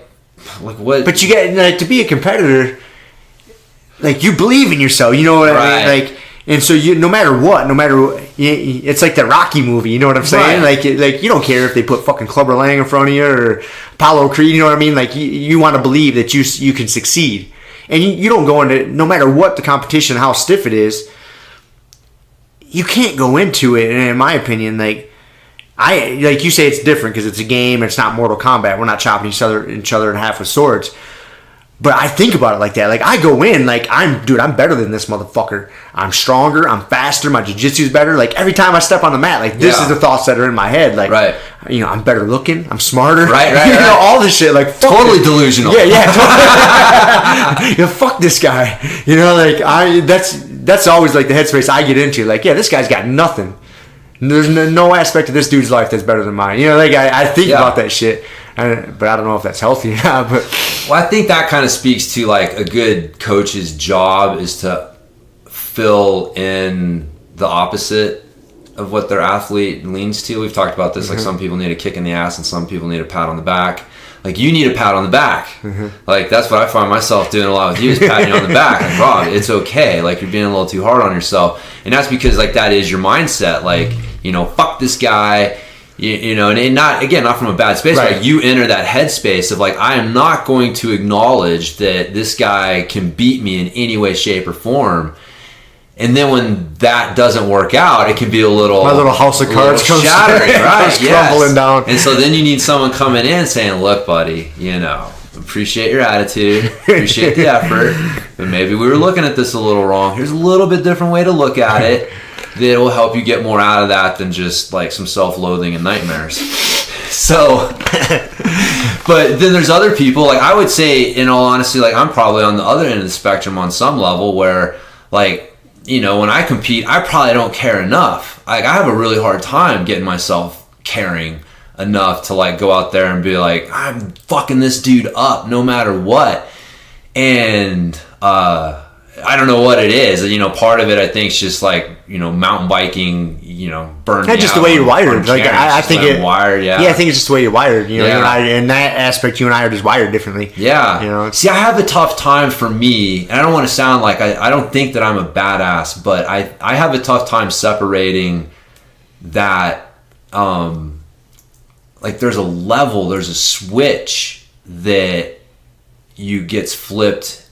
That I put it like in a mortal situation, like if I was really in a fight, man, I totally agree. And there's another level that I have, and you know that level on some level kind of freaks me out a little bit because I would do things that like I don't like. If I really thought my life was in danger, like motherfucker, look out. Like I am ripping fucking, I'm grabbing fingers, poking eyeballs. Like this is not a fair fight. You know what I mean? I'm not here to lose if we're going to fucking fight. And so, you know, for me, it's hard for me to enter that mind space for fake, you know, for pretend. And so that's why like I have a tough time like going there in competition, because for me, like that's a realm that like I have like that's a real realm for me, and I have a tough time. Like I don't know, does that make sense? I guess, yeah, to a certain extent, and I think that's maybe why you and I differ in that, because, dude, I got in a lot of fights as a kid. You know, I grew up in sort of rough area, or I got myself in rough situations by choice or by not. I got into a lot of fights as a kid, and dude, I specifically remember, man, there was a couple fights, man. There was one in particular where I remember this kid is a little bit bigger. He's on top of me, kid. I mean, we're teenagers at this point, and dude, I was, you know, getting pounded. Dude, I remember sticking my thumb so deep in this dude's eyeball, you know, to get out of there. You know, just the way it, like. And so I don't have a problem just getting to that place. Like, hey, man, this is just part of the game. Right. And I understand I can get to that place and still be within the rules. Yeah. You know, so it's not. It doesn't freak me out as much. Like, hey, there is that primal. Like, hey, yeah, I got to grab this dude's nuts and twist them off? Yeah. Do I got to stick my whole thumb into his eyeball and try to pop his eyeball out so I'm not getting my face caved in? Yeah. Like, yeah, it just. When you're out in the street, you can do those rules. Right. We're in a tournament. We can't do those rules. Right. Yeah, it's simple. You know. Yeah. I guess I don't know. Yeah. See, I didn't get in as many fights. Been in a couple fights, but you know, haven't been in a bunch of them. And I think that's where that differs. It probably is, man. Yeah. That too. I mean, when I was younger, I had a bad temper, and I spent a lot of effort over the years trying to chill out and be, see things differently so that I don't get all worked up like that over shit. So again, it's kind of hard for me to go to that space again when, competing, to just get like, all right, man, I'm hyped up. Like there's just, again, it's a personality thing for sure at this point. Cause that's just not, that doesn't fuel me as much. And in fact, that just kind of gets me off my game a little bit Anyways, there you go. It's just different. So yeah, I need more of a kick in the ass sometimes. Like care more. Yeah, that's why Kevin gets on. Get up, man, pass. Like for my leg locks, because I'll sit there and just I know I can control. So sometimes I'll just get lazy and just sit there and control and transition and whatever. And it's like man, get the fuck up and pass, man. Get the fuck up and pass. And it's like, okay, I need that, kind of thing. Whereas you don't need somebody coming up and being like, what the fuck happened at that competition, dude? Like, why'd that dude kill you? So no, I don't need that. Yeah, but you know what I mean? Yeah. So it's like, you just kind of gotta know what people need and fill in that gap. But anyways. So, all All right, so confidence. I guess that's we're already talking about it. So why is it important, bro? Yeah, that was the first question I was going to ask you. So I'll start, and then that's why. That's where I started. It's like, okay, confidence. Why is it important? And I think there's a lot of reasons. I mean, we could just have a whole discussion on that. You know, forget trying to how to build it or how to maintain it, blah blah blah. And I had a tough time just narrowing it down to one. Like, why is it important? I think the best thing I could come up with is lack of confidence leads to hesitation. Ooh. Hesitation breeds devastation. Yes. I wasn't going to say that, but that's it. Like, if you hesitate, you're fucked. Yeah, that's a saying in mountain biking, man. Hesitation breeds devastation. And you fucking hesitate off that jaunt, you're done. Fucking done. You're done. And lack of confidence will go right to hesitation, because then you second guess yourself. Oh, is this the right move? Is this the right time? Instead of just believing, like, I got to go, and you just do it. Yeah. And I think that's probably, for me, that was like, okay, I'm going to distill it down to one thing for today's discussion, and that's it. Yeah. No, I'd agree, man. I didn't really think too much about why it was important, because I thought maybe it was a little self-evident. Yeah. But it is. It's a good question why it's important. But I'd agree. I'd say too that, man, confidence it's really important for your long-term journey, because like if you're not confident in at least in your ability to improve, then it's going to be tough to see your jiu-jitsu journey through. You know, because I mean, lack of confidence leads to frustration, and then not knowing how to handle that frustration leads to quitting. And so yeah, knowing how to be confident it'll help you in the moment with the whole hesitation breeds devastation, and I think it helps in the long term as well, because again, without that just kind of almost stupid belief. I mean, I've said it before, right? Like, it sounds ridiculous, but I think on a long enough timeline, like, I could figure out anyone. Like, I think I'll die before, you know, death will reach me before that happens, right? Like, that's why I'll get stopped. But like, I believe I'm a good problem solver, and, you know, I'm confident in my ability as a problem solver to figure out how to get around these problems that jiu-jitsu is presenting me. And so that confidence helps me get through those periods of you know, what could be doubt and frustration, where you're in a rut and you can't figure out why you keep getting caught with the same thing and what's going on. But so yeah, I think it's important for the long run too. I would agree with that. In that vein, that, you know, within that journey, you know, your confidence is gonna wane. Some days, in some months, some years, it's going to be strong. You know, when you're a purple belt, at the beginning of your purple belt, your confidence sucks. You know, because I'm not great purple belt yet. But then as you start getting to the end of your purple belt, you're like, oh, I'm pretty good purple belt. Then you get promoted to brown. Fuck, now I'm a shitty brown belt. Like, there is peaks and valleys. Yes. And so yeah, that's just part of the journey. Yep. Yeah, like, and then that's going to even go from day to day, month to month, year to year. You're going to have little peaks and valleys within those. Like, you're going to have good practice good one day. Like, oh, man, I kicked ass today. Drilling went good. I had some good rolls. And the next day, just shit goes sideways on you for whatever reason. And then you're like, God damn it, I suck. And then, you know, the next day, it just, you know, you got to fight those battles. Yeah. You know? Yeah, no, and it's definitely, everyone suffers from, you know, the lack of confidence and frustration and stuff. But, yeah, you just have to know how to deal with it. And I think something important to bring up too is that arrogance and confidence are not the same thing. I know it's obvious, you know, but the reason I say that is because you can be confident and humble at the same time. Yeah. And I think people miss that lesson. We see it a lot in jiu-jitsu, is because, dude, it's surrounded. There's a lot of really humble dudes in jiu-jitsu and gals. And so they're afraid to be too confident because they don't want to come across as being arrogant and you're having hubris, you know. Right, yeah. I can understand that, but you got to have self-belief. You know, it's a tough journey. And you believing in yourself doesn't mean you're being arrogant. Right. Unless you're believing in a false set of skills. Yeah. You know, that's different. That's where you're getting into the ignorance or arrogant side of it. Yeah. So, but you can be confident and humble. For sure. I think that's important for people to think about. For sure. I think that it's man. It's important too, because if you're humble, you can be realistic about the situation. That's it. I was just gonna say that. Like, I think is what I'm getting at is being realistic, being confident. But the being humble part comes in as living in reality. Right. Yeah. When you will start having a little misguided view of reality. Yeah. That's when you start getting a little fucked up in there.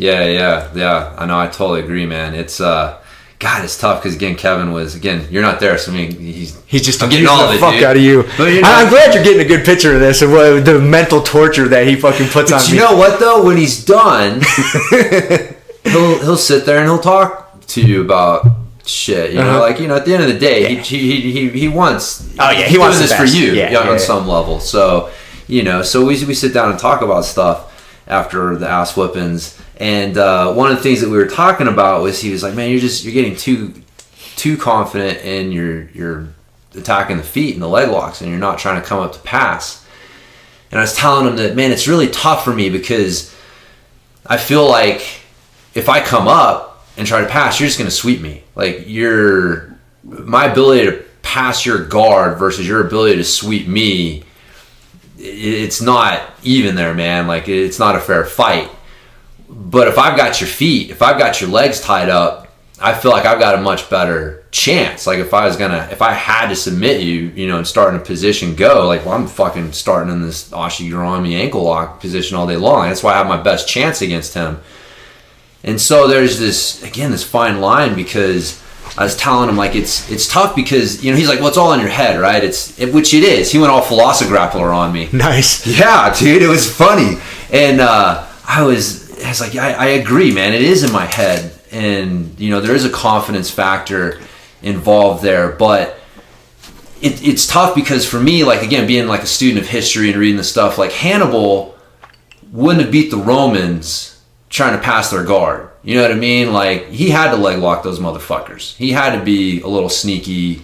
You know, again, I'm not saying leg locks are sneaky. I think we're past that. But, I mean, he had to come at it a different way. They were expecting X, and he did Y, and that allowed him to beat them and frustrate them for a long time. Same thing with, you know, Spartacus and the Spartacus Wars.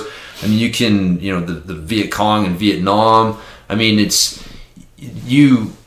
You have to be realistic about what your strengths are versus your opponent's strengths. And then it's not smart to just have hubris and be like, well, fuck, I'm just going to line up straight across from them and just fight them head on, even though, like, they're superior in that regard, right? So it's like, it's balancing those things where you're, like, confident with one thing or confident in something, but you got to be careful about it starting to stunt and retard the rest of your jiu-jitsu growth, your game, so to speak, which is where, you know, him getting on me about, well, come up, you know, like, stop sitting there and playing footsies and, you know, pass if they're really defending, because if they're really defending, they're opening themselves up to you coming up. And I was like, yeah, I kind of forgotten about that. So anyways, yeah, man, but so having confidence can actually get you into trouble in some areas if you don't watch it, because you get overconfident. You know, you're always walking that fine line between confidence and arrogance. And so, yeah. Well, I agree with what Kevin's saying 100% is because, and it's like what we talked about before, is you feel comfortable there. You can dictate the pace to a certain extent. You know, you can tie people up with the legs, and you're not getting threatened, and they're having to defend, but you are stunting your growth. You have to.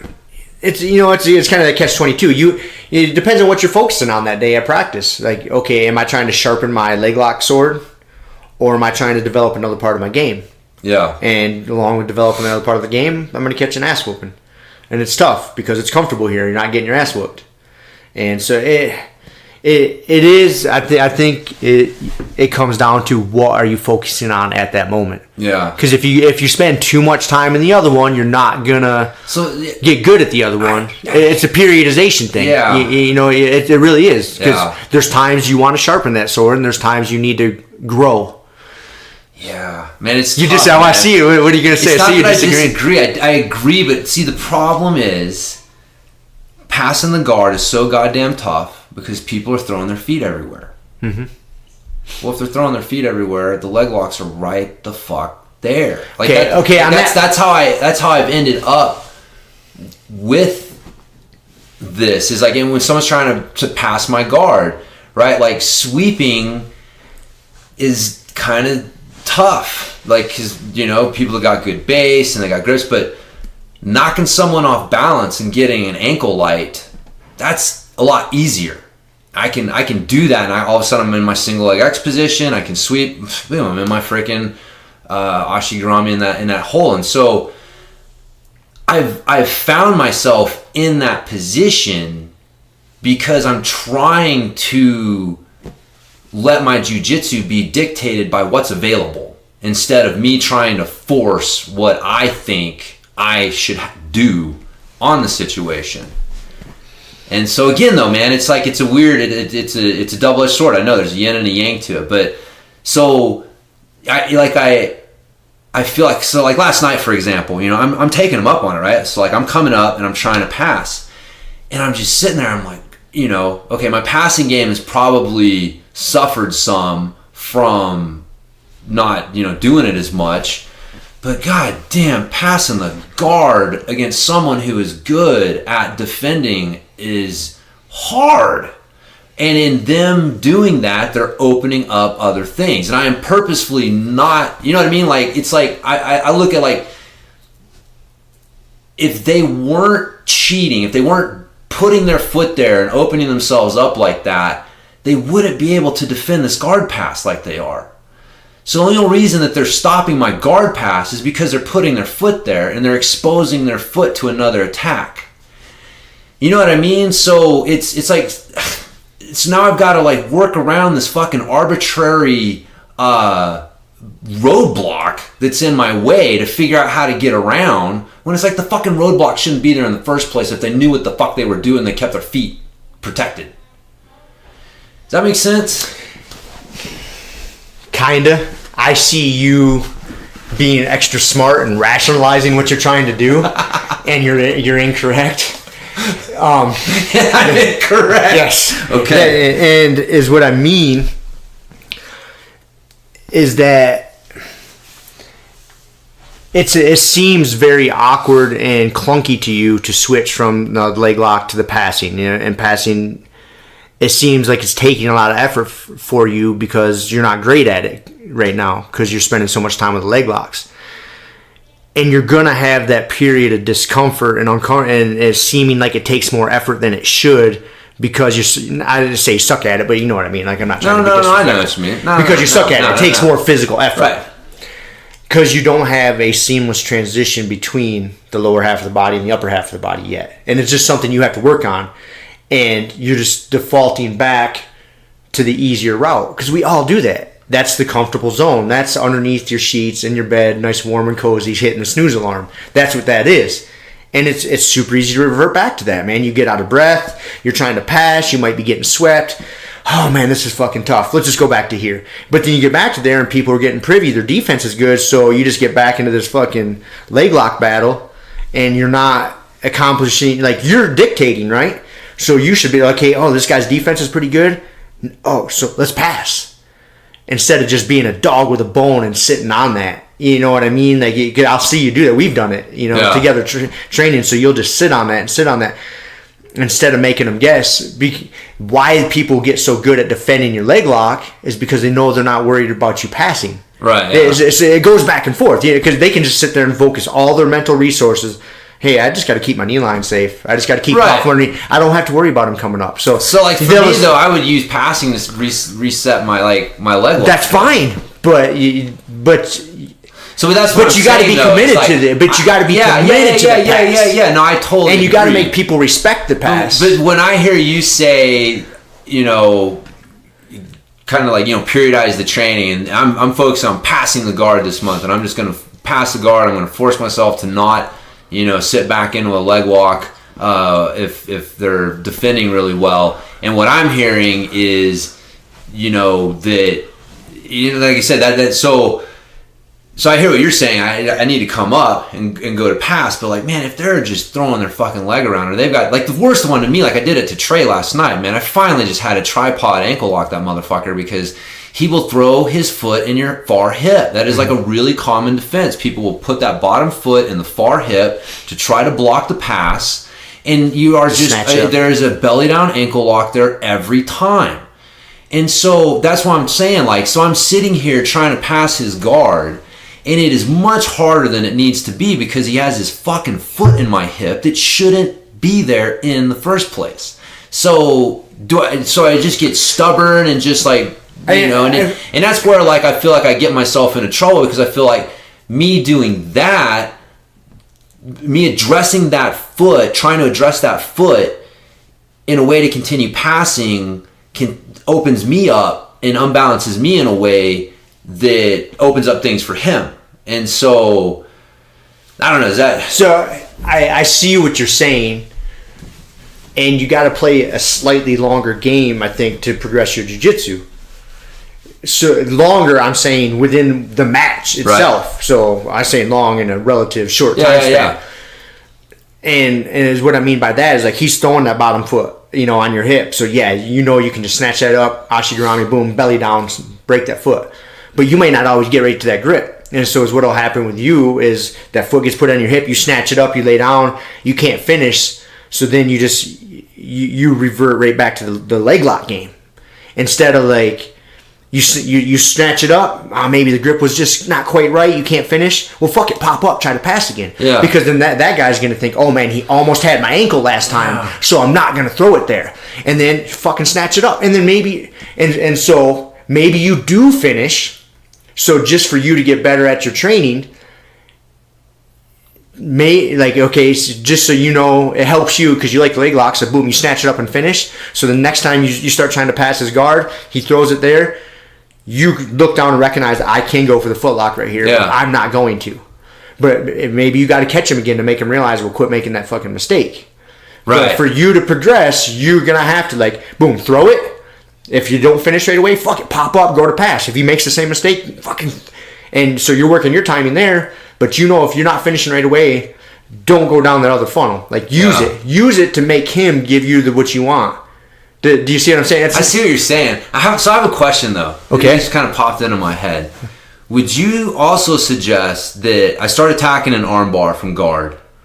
Cool. You're on your back. I'm on my back. I attack an arm bar. Okay. Arm bar, triangle, omoplata, triangle, arm bar, the whole series, right?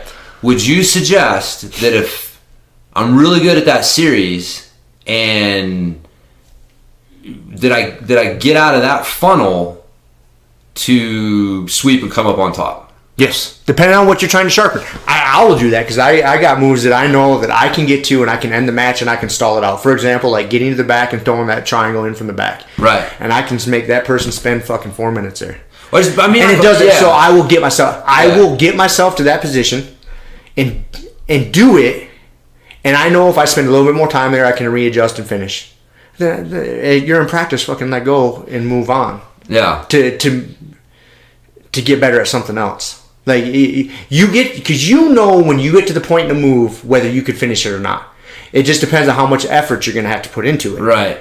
Now, I do that with a lot of positions. I know when I get to this certain position, okay, I can end this right here if I just keep down this path.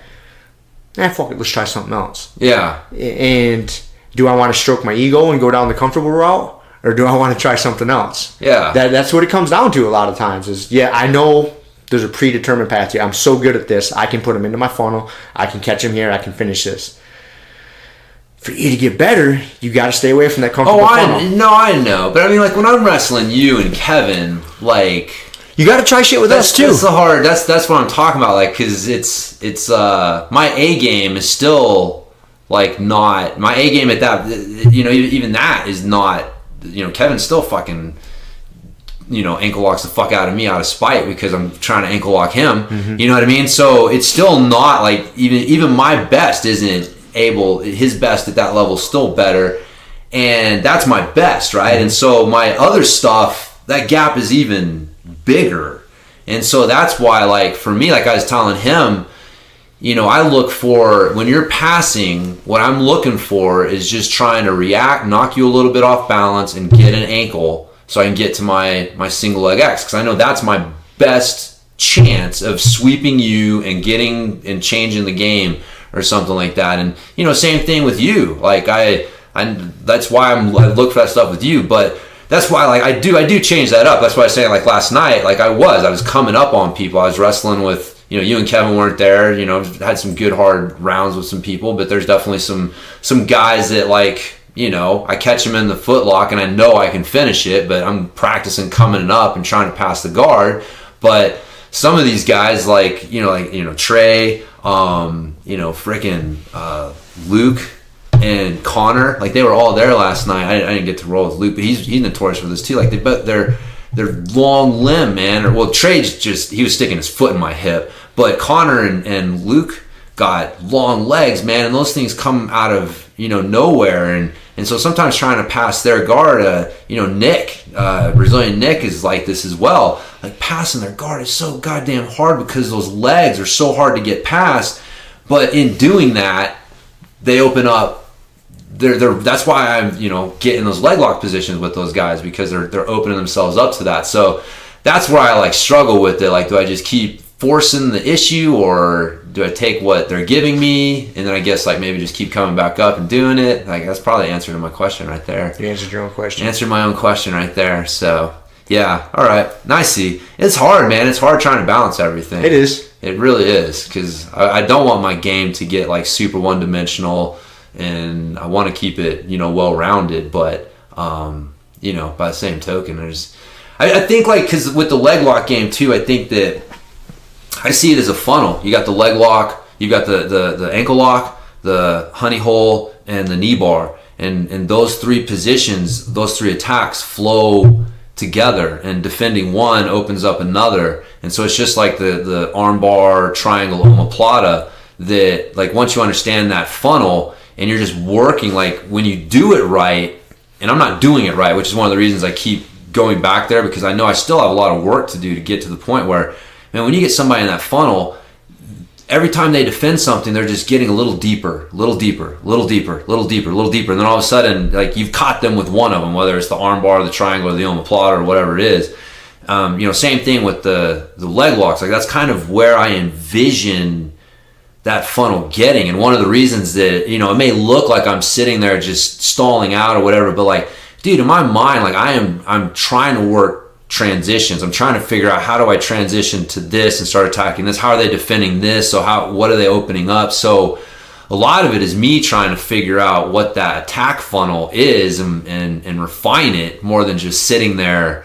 I don't know, I'll admit with Kevin, sometimes I'm just sitting there trying to catch my breath. But, a lot of times when I'm getting into leg lock battles with you or like Cameron or something, like it really is more me trying to figure out, how do I advance this funnel in a way that sucks them deeper into it. And so anyways, I mean, that's kind of my thought process. But again, it's that double-edged sword, man. It's so hard. And you're trying to rationalize what you're doing. I see it. And it's not bad, but you are going so far down the leg lock hole, it's at a detriment to the other part of your game. It's like what John Danaher said, what Dean Lister said to him, that why would you ignore 50% of the body? But he was talking about old school jiu-jitsu guys ignoring the legs. You're almost like, you're just ignoring the top half.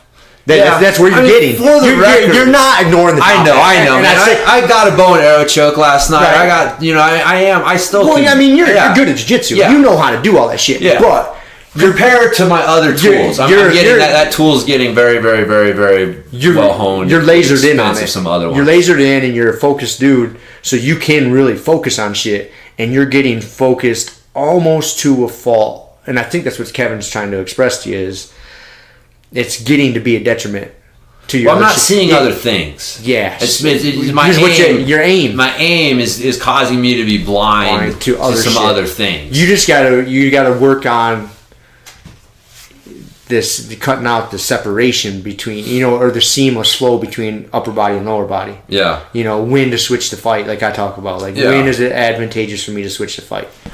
That's what it is. And that just comes with practice, Yeah, I know. It does. And that's, yeah. Because the more confident you get with a position, the less the further out that line gets to where you feel like you need to change the fight. Yeah.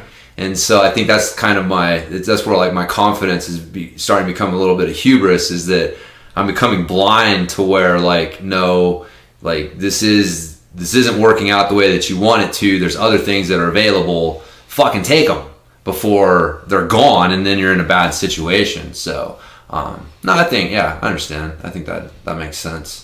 So that's good. It's the James therapy hour. I like that. I know that was 30 minutes of we're talking about confidence, and that was all loosely tied to confidence, but no, it's just the James therapy hour. It is, man. Good. I think it's all kind of tied in. We'll get you steered in the right direction. Yeah. So all right. Well, back to some of our notes and stuff here. So we got through mine as far as why I think confidence is important. Yeah. The next section of notes, do you have any more on that?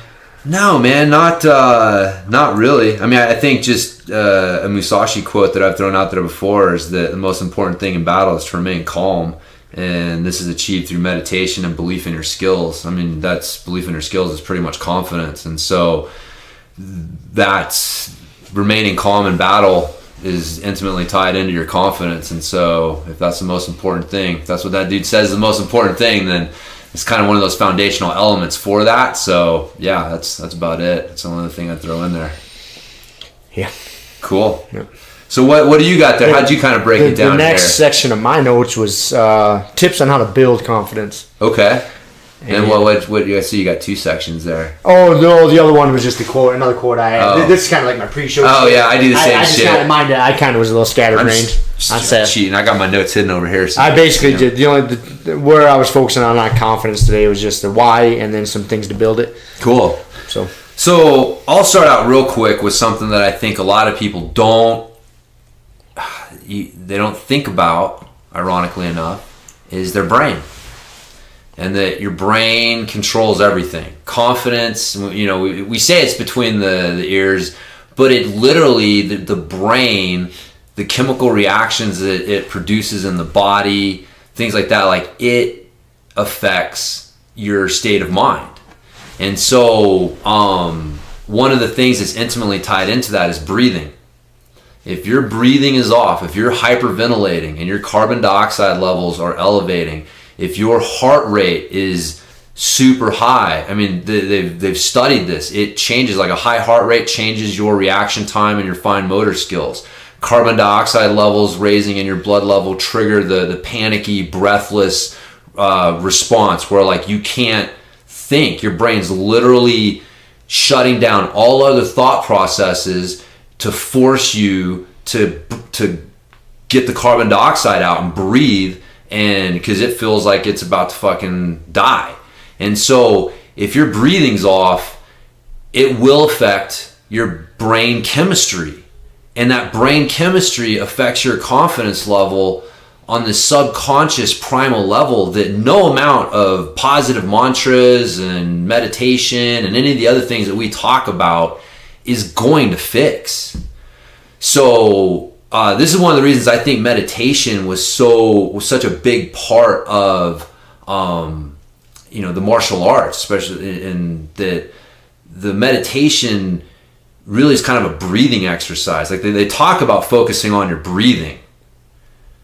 And so at a certain level, meditation is almost I don't want to say isometric breathing, but it's you're not moving, and all you have to do is focus on your breathing. So you can focus on perfect breathing and what it should feel like.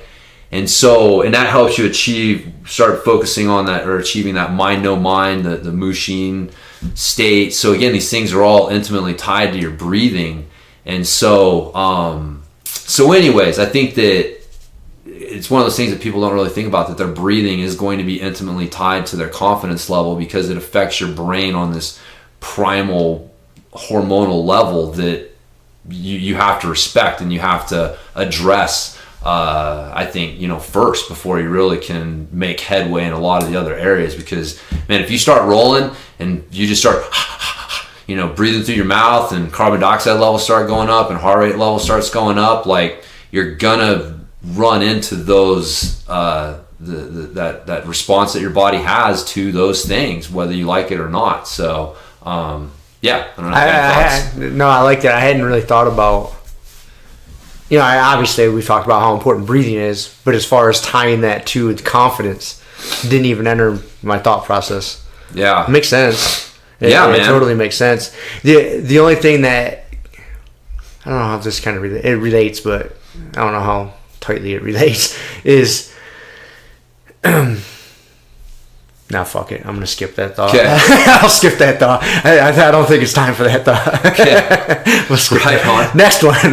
No. So that was kind of the big thing. I think the breathing is a big part of it. And I mentioned meditation. This is why I think meditation is important. Again, this is the other thing that Musashi mentioned, right? It's meditation and belief in your skills or confidence that is the underpinnings for your ability to remain calm in combat. And meditation, I think there's two ways of using it. There is the breathing that I was talking about, where you're not thinking about anything but your breathing. The goal is to achieve that no mind state.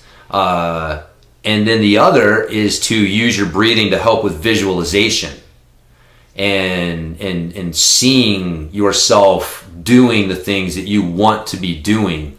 And, sports psychology has shown that, when you visualize things vividly enough, it actually fires off the same neurons and motor pathways in the muscle as if you were actually doing it. So your brain, on some level, can't tell the difference between you really imagining something vividly and actually doing it.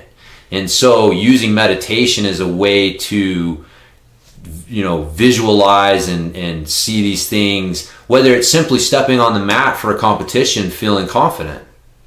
Like that, like for me, that's one of the things when I got a competition coming up, that's what I visualize, is me being calm and confident stepping onto the mat. And then that visualization helps because, like, my brain has been there before. The first time I do it isn't the first time that I've done it. And so using meditation to do that and to focus on your breathing and really hone your breathing in, I think are really important ways to help with that brain breathing connection and how they affect your confidence on this, subconscious level. So there you go, man. So you're saying meditation, super important. I visualization, I think, is very important, and just for that reason, I'm not a freaking psychologist or any way, shape, or form, but I just always assumed, visualizing, it's just so it is not the first time your brain has been there, right?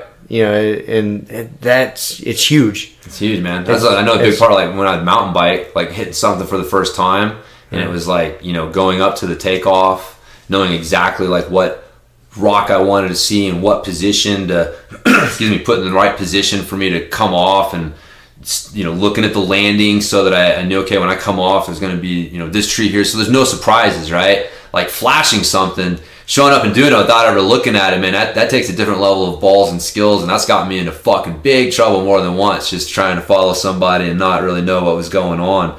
But man, that visualization and seeing it in your head, so the first time you roll up to it and do it isn't the first time you're seeing it, I know is huge for that. And for jiu-jitsu, any sport really, it's a huge part of it, because it's your brain doesn't know the difference, man. Nope. If you can imagine it well enough. So cool. So those are kind of my two things I wanted to throw out there that people may not have necessarily thought about in the confidence arena. I sure didn't. I mean, I have the visualization I had, but I didn't put it in my notes. But the time breathing to it, and that's why Mr. That's Miyagi big, dude. That's super big. It makes sense. I like it. Remember when Mr. Miyagi had Danielson painting the fence and waxing the cars and doing all that shit? He was in through the nose, out through the mouth, through the nose. But it's like, man, you have to connect your breathing to what you're doing. You have to practice your breathing. Like if you're not, like you're what the fuck are you doing? You know, I've talked about this before, like cardio training. Like, man, if you're out there just trying to breathe hard, you're missing the point. Like, you're trying to increase your breathing efficiency. You need to be focusing primarily on how you're breathing, and you shouldn't compromise your breathing patterns, good breathing, to go harder, unless it's for a very specific purpose. I'm not saying I'll ever do that, but 80+% of the time, like, your breathing should be the limiting factor in your cardio training, your ability to maintain proper posture and breathing, not just how fucking hard can you go given any posture and breathing pattern that you want to use in that moment. That's not good training to help that stuff out. So, you know, when you're doing your warm-ups for jiu-jitsu, I was talking to him last night about, because I was listening to the kids, that's how I got brought up, was I was doing the kids class, man, and you know, halfway through their warm-up, they're all just like, and you can just see they're just out of breath and, you know, dying. And I'm like, man, you know, it needs to start with the kids. So I was telling them, like, just like, you know, Mr. Miyagi told Daniel-san, in through the nose, out through the mouth. That's probably a misreference on all those kids. That's such an old movie. Some of them had seen it. Have they seen it? And not the one with Will Smith's son. I made sure. Yeah, they've seen it. Yeah. So, but anyways, but then I mentioned it to the adults too, that like during warm-up, in through the nose, out through the mouth. If you're not being mindful of how you're breathing, you're fucking yourself up, guaranteed. And I'm guilty. Like, I got to train myself just as much. And so anyways, yeah, you have to train your breathing, you know, when you're warming up, when you're drilling, because when you're rolling and you're freaking, you know, 5 minutes into a 10-minute beatdown, like, you know, your breathing habits that you practice, that's what you're going to fall back on. And if you're just like, it's going to be a long 5 minutes from that point on. So, yeah, I mean, I know, you know, man, you've talked about before how you focus on your breathing when you're rolling, and you'll focus on your opponent's breathing, because you can tell when they're starting to cook themselves because their breathing is screwing them over, and you're just like, well, I'll just let you screw yourself over, man. So I'll put a little more pressure on, and you'll keep breathing harder, and, you know, yeah, easy pickings from that point on. Yeah. So, man, what's your next one? So I got a few things as far as building confidence go. A couple of them, you know, I did a little research on people that are smarter than myself. Okay. And took from there. The other ones are shit I do, so I don't know how good the other. So, I just want to throw that out there. Okay. Just throw that out there. It's a mix here. It's a little mix of probably some sound psychology. It'll be a grab bag of advice. Yeah. You guys, we'll let you guys sort out what are the raw methods and what are the true psychology methods. But one I'd say is, you know, make a list of your accomplishments, and because it's super easy to remember your failures and let those just fester and just fucking just eat away at you. Yeah. And it's really easy to forget the things you did well. Yeah. And to discount them. Yeah. And so I think that's big. You know, I'm not saying that you ignore when you screw something up, you know, but you can't, you screw up, you get your ass whooped or whatever it is. You got to extract the lesson from that and then just erase it from the database, man. That's kind of the way I think about it. I'm not great at it. I'm kind of throwing rocks in a glass house here. In theory, I understand what should happen. Oh, I know. You know what I mean? But I think that's how you got to extract your lessons, erase the hard drive, and move on. Yeah. But you keep those accomplishments cataloged. Yeah. Remember those. I think that helps too. No, I think that's important. Mm-hmm. I mean, you got to be able to, you know, hopefully by this point, you know, like I said, most people listening to this aren't spring chickens, and so hopefully by this point you have accomplished something. You've done something, whether it's, you know, in a sports sense or on or off the mat, or business or family or whatever it is, and having that database of like, okay, I have accomplished this, and so it gives you the confidence that you can do it again. That's, again, we were talking about earlier about bringing the fighters up and building their confidence as they're doing it, right? Like, you want them to have that 6-0, 7-0, 8-0 record, because that list of accomplishments helps their confidence. And so there's that, you know, same thing. Like, you're not 0-250 against life, you know, like you got a few wins in there, And so the record's still probably really tilted towards life's direction. But you got some wins in there, man. And so, yeah, I think that keeping those in mind is really important. I agree. Yeah. Next one is make a small goal every day. And then that way when you go, and something that you can accomplish, I mean, not too small to where it's super easy and it's not a big fucking deal if you do it, like brushing your teeth. If that's your goal for the day, I think you need to raise the bar. Right? Yeah. Maybe that is. Maybe you got to start somewhere. If you need to start there, I'm not going to discourage you. Start brushing your teeth. That is true. But we're hoping we're talking to a little bit, if you're listening to us and you're doing some things with your life, hopefully that is not your metric to a good day. So,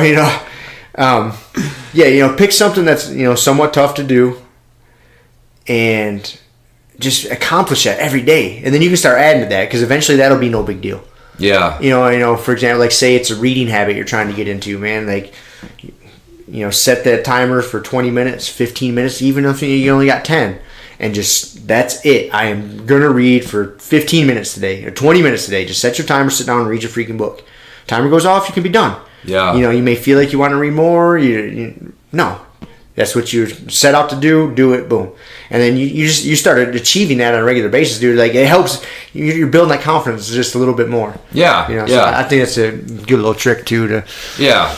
Yep. No, I totally agree. You're proving to yourself that you can accomplish something you put your mind to it. Yeah. Whether it's uncomfortable, maybe it's a meditation practice, which I have trouble getting into the habit of that. Yeah. So you're making myself do that. Like, I've been terrible. I haven't done that for shit at all lately. Yeah, it wasn't until I really started thinking about it as like a breathing exercise. I read that Russian system of breathing and then the visualization. Because now it's like, it's not just meditation. It's breathing and visualization, which that has way more value to me than just meditation because I know I need to meditate and be grateful, which there's some value to that. But anyways, I think that helps me be more into it because I'm looking at those benefits from like a jiu-jitsu perspective. Man, I agree. I think setting those goals and, we got into a lot in the goals podcast about you got to make sure you're setting realistic goals that challenge you, but, you're pretty confident that you can achieve and not beating yourself up too much if you don't achieve them and stuff. So there's definitely a fine line there. But, accomplishing those goals, man, on a day-to-day basis helps set your confidence. Little wins. You're giving yourself little wins. And they're not gimmies. They're not super easy. Yeah. But they're not terribly difficult. Yeah. And you should have some random goals. Not random, but like different level goals throughout the day. Like, okay, at the end of today, this would be a freaking perfect day if I nailed all these. Boom, boom, boom, boom. Yeah. You get to the end of the day before you go into bed, you're like, I accomplished this, and this. I screwed this up. That's all right, man. Yeah. And try it again tomorrow. Yeah. But you build that confidence, Yep. So. Yeah. The discipline. I don't know if there's any merit to that. It helps me. It's kind of something I do. So. Yeah, you like your goals and your list. I do. So. I do. I need those little pats. That's like my self pat on the back. Right.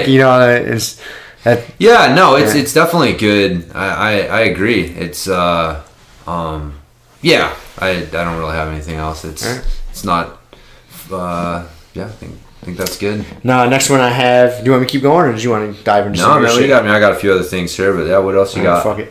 Next one I have is read positive books, or input. What you're putting into your brain needs to be positive. It's not junk food, man. Yeah. Quit fucking consuming junk food. Quit scrolling through Instagram. Quit scrolling through Facebook and just taking in what you're just letting people invade your mind space with whatever trash they want to put out there. Yeah. Some of it's good. Most of it's not. You need to be more selective of what you're letting in there. Yeah. And you need to let positive things that are going to help you be a better person. That's just going to help you build more confidence, I think. Yeah, we can even read shit on building confidence or things that help build your confidence. Right. So, sports psychology books. One of the books I have down here is, besides the Book of Five Rings, which I think's, great because, just getting the right mindset about things and how you look at things. Again, your aim determines what you see, and a lot of that affects your confidence. There's a book I got down here called 10-Minute Toughness, which is on setting up kind of like a pre-performance routine, which is something that's really important for for competing or when you're performing, like having that mental routine that you do, which can include your warm up, can include the music that you listen to, the what your focus is, what you're telling yourself, but getting that routine. You'll find like most competitors, high level competitors, they have a very specific routine that they go through, and it's just as much for their mental confidence as it is actually warming up and anything like that. And with some people, man, you fuck up that routine and you can really fuck up their performance, because they're it's almost like too much. There's a double-edged sword. You should be a little flexible with it. But that book, 10-Minute Toughness, does a really good job of talking about how to build a little 10-minute mental routine to get you in that zone state to perform. So yeah, but filling your head with positive things and reading, and if you need to build your confidence, there's books out there that can help you with that as well. So yeah, you're not going to accomplish that if you're scrolling through Instagram and spending all your time on Facebook and shit like that. So no, I totally agree, for sure. Another one, I wrote it down, and I'm going to give a little explanation. It's simple as don't skip workouts and practices. So for example, like when you're going into a competition, you're going to get all these little inner voices in your head, and these little inner demons fucking you up, saying, oh, you didn't train enough, or this or that. A perfect example of that, and I remember this was a few tournaments ago, a while back, and this one, it really cemented into my brain, and I remember it. We were in Denver for a tournament. There was the night before, and I was like staying up on the 5th floor or something, and so I was like, I'll take the stairs, and it's normal shit for me, skip the elevator, take the stairs. Yeah. And I got up to the top of the stairs, man, and I was kind of out of breath, and right away, man, like the inner voices are like, oh fuck, man, you're not in good shape, you're gonna get your fucking ass whooped tomorrow. Like these little voices come in, but it's bullshit. You put in the work, and so you know whether you put in the proper amount of work or not. Yeah. And so if you put in that proper amount of work, you have the confidence to just squish those little inner demons that come in. Yeah. And that's important for me. No. Because you're like leading up the day before, a competition, your mind is going to play some funny tricks on you. Yeah. It's going to try to find a fucking way out. And if you don't have the confidence to recognize that and squash it, it's gonna find a way. It's gonna be like, oh, you don't feel good, or oh, you might be getting sick, or oh, you didn't work out. Like these little fucking bitch ass demons will come yelling at you. Yeah, you got to have confidence to squash them. Yeah. So. Yeah, no, I think I got written down here like focusing on the process and not the outcome. Like if you put in the work, and that's where not skipping practices. That's where doing the achieving those daily goals that you've set for yourself. Those are the things that build the confidence for you, that in those moments of self-doubt, like you said, like, well, you've got that reservoir of confidence to build on. Like you can tell yourself, and you're not lying to yourself. You're not like these positive affirmations, and I'm just like, being kind of, Pollyannish about things. Like you can honestly say like, hell no, I put in the work. I made my practices. I did my diet. I did the mobility stuff. So it's that focusing on the process, the things that you can control, those things build your confidence, and then the outcome is going to be the outcome. A lot of times you don't have full control of that. But if your confidence is built based on the outcome, whether you won or lost, and not that process that you went through to get there, then man, that confidence can be a really shaky thing. And it can be, again, one of the things that I noticed with people at the real high level of mountain biking is you couldn't tell whether they won or lost after talking to them the next day, because like emotionally they didn't get real super high when they won, and they didn't get super low when they lost, because yeah, it bugged them, but they were focused on the process that they were going through to achieve those results. And so, you know what, I fucked up on Sunday, well, guess what happens Monday? Right back to the process.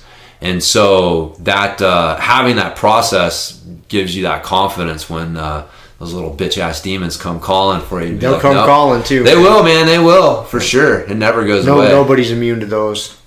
No. So, that's a good one. And then the last one I have, and this is kind of along that same lines of trying to kill those little bitch-ass demons, is I always like to feel like I'm doing something the other guy's not doing.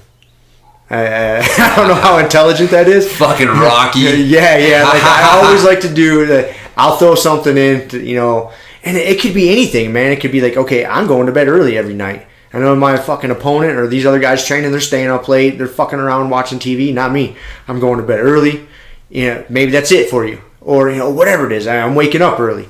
Or I'm doing this. I'm doing, you know, whatever. But I like to have that just like in my back pocket. So when those bitch ass demons come calling for you, like, oh no, I was doing shit this fucking guy wasn't doing. Dude, you are. I love you, Rob. I love you, man. I tell you, man, some of this was my shit that I do. Whether it's healthy or not, I'm not gonna fucking tell you. No, man. I mean, that's the old thing. Like, and that goes back to even just not missing practice, right? Because at the very least, it's like you don't want to let your opponent get one on you. Mm-hmm. So if you're missing practice and he makes practice, well, you know, you just put yourself behind the 8 ball. So maybe we don't all have to go as far as Rob and set some weird standard that we know that he's not going to meet. But I'm not going to say it doesn't help, because obviously it does. But yeah, man, no, just you're putting in the work that the other guy's not willing to do. Definitely makes a big difference for sure. So, and that's the thing, the shit that most people aren't willing to do is the basics, shit like drilling, keeping a notebook, ramping isometrics. You know, those things right there are really low-hanging fruits that so many people don't take advantage of, that even just starting there will put you ahead of fucking 80% of the people that you'll ever compete against. So, and you know, we're talking a lot about competition, you know, because that's kind of, I think, the tip of the spear, the tip of the confidence spear when it comes to jiu-jitsu, is that ability to compete with confidence. But you know, it definitely goes beyond that. I mean, just your confidence in the gym when rolling with, you know, like me rolling with Kevin, you know, not letting my confidence and lack of confidence get in my head and not see things that I should. So, you know, there's I just kind of wanted to like throw that out there, that I know we're like talking competition, but this stuff applies in a bigger sense as well. Can back it out. So how you do one thing is how you do everything. Yeah, it's a lot of my thought process in this was like geared towards competition, or, you know, obviously, you know, towards jiu-jitsu, because there's like one area in particular in jiu-jitsu to where you see a lack of confidence really fuck people is in the takedown aspect of it. Like, man, when you go for a takedown, I mean, it applies to any move, right? But when you go for a takedown, dude, you have to believe, you have to commit, you have to go. If you second guess yourself or hesitate at all, you are going to get sprawled on. You're not going to hit the throw, whatever the case is. Yeah. Like, you have to go, man. You got to have just that self-belief, like, I am taking this motherfucker down. Right. Boom, and you got to go. Like, if you hesitate and you see it, you know, and that's big. That most of it, I mean, 99% of the time when I see someone's takedown fail, it's because they didn't commit. Yep. It wasn't just because the other dude had a better takedown defense. That does happen. Oh, yeah, no, man, I know. That does happen. But for sure, a lot of it is just you didn't believe. You just didn't go for it. Yeah. No, I agree, man. Yeah, there's definitely a lot that behind that. So, well, cool. I had a couple little notes here before we wrap this up. I actually got to go to kindergarten roundup for Z here. All right. That's it. So, one, your physical confidence affects your mental confidence. Again, this goes back to the brain. Like, your brain knows if your cardio sucks. Your brain knows if your mobility sucks. Your brain knows if you're weak.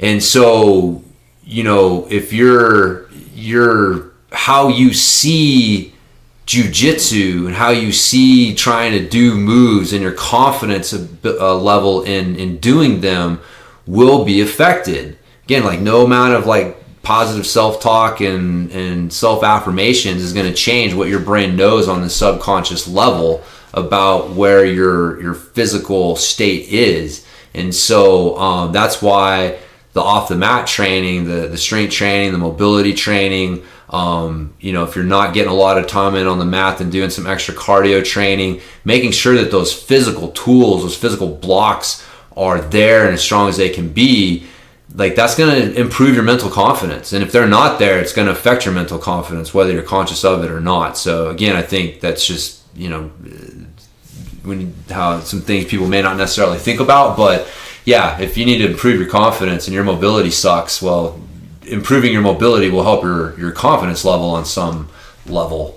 So yeah, that's kind of, it's very similar to what I said. Like, my story of when I climbed that 5 flights of stairs and I got a little out of breath. Yeah. And, right. Yeah. Your physical confidence. My physical confidence got like, oh shit. Yeah. Is it there? Yeah. I was like, oh no, I put in the work. Yeah. See, the thing is though, is like your brain, that was kind of that coming to this, bubbling to this conscious level, but your brain's doing this on a subconscious level all the time. Like it knows where you're at. And so yeah, but that's something there. Let's see, what else do I got here? Really, man, that was like, we covered a lot of the stuff. I mean, the focusing on the process and not the outcome we talked about, having a mental routine before performing we've talked about. These are just some basic kind of sports psychology, 101 things. I think I mentioned this, like trying to build your confidence based on the long term and not what happened in the moment. So again, just looking at the process and not those specific outcomes. And I think with competition, one last thing, I've already talked about how like competing is a different animal. So you got to compete to get used to competing, but trying to recreate competition in your training, and this is where things like comp classes come in, where you're trying to recreate some of those situations and effort levels and intensity levels. And this is where it takes more thought than simply competition class should just be hard. That there's, okay, well, what is competing? And usually competition is not 5-6 minute rounds with a minute rest in between and just going for an hour like super hard. Like that's not what competition is. Now there's a place for that, but if you're really trying to recreate in comp class some of the conditions of competition, try to think about what competition is like. A lot of times it's like standing around, getting on the mat without a warm up, having to go, and then not competing for a while, and then having to go again. So like that ability to go from like zero and standing there to going 100% and then having to like back things off and then get things built back up again and go, like that's a skill. And it's one of the things I've been thinking about. Like I don't know what the answer is, but when I think about like trying to recreate competition in a jiu-jitsu setting, I think that there's some more creative ways to go about it rather than just beat the piss out of each other for an hour and call that comp class. But there's a place for that, you know what I mean? Like hard training, hard rolling, that's going to be a big part of it. But, I would think like having where you're like everyone's standing around watching, that's the other thing, the pressure, right? Of like thinking everyone's watching you. So like to me, like a competition class would have time where you're doing that, where you're like, you don't really know when you're going to get called out, and all of a sudden it's like, all right, okay, maybe you know who you're going against, you got some, but you don't know exactly when you're going to get called out, and everyone's standing around watching you two go, and the winner, I don't know, it's kind of like a little mini in-house tournament, would really be, we were talking about earlier how some of the big competition schools will use in-house tournaments to determine which one of their students gets to represent that school in that weight category and belt and stuff like that.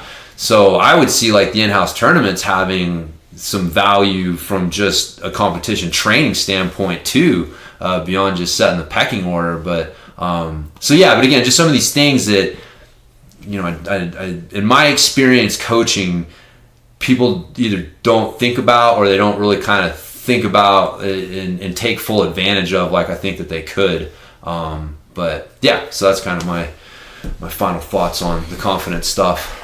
Yeah, replicating competition-esque conditions in your training I think is important. Yeah, the ability to go from standing around picking your ass to, oh shit, it's go time. It's go time. Oh man, they moved our match. I was supposed to be this match number. All of a sudden, yeah. Oh, I gotta go. No warm up. Crap. Yeah. It happens, man. Yep. And that's why nothing can replace competition, right? But you can try to. That's why I would tell like my mountain bikers, right? I'm like, okay, you're going out and training. Well, if you're a downhiller and you're just going out for like a 2-hour trail ride, like how the fuck is that training? That's not competition training. Like going out and riding as hard as you can for like 3 to 5 minutes and then, either stopping and catching your breath or slowing down to a certain intensity level and recovering and doing something like that, that makes that trail ride way more specific to what you're doing. So again, it doesn't have to be complicated, but if you think about the demands of your sport and what it really entails, especially from a competition standpoint,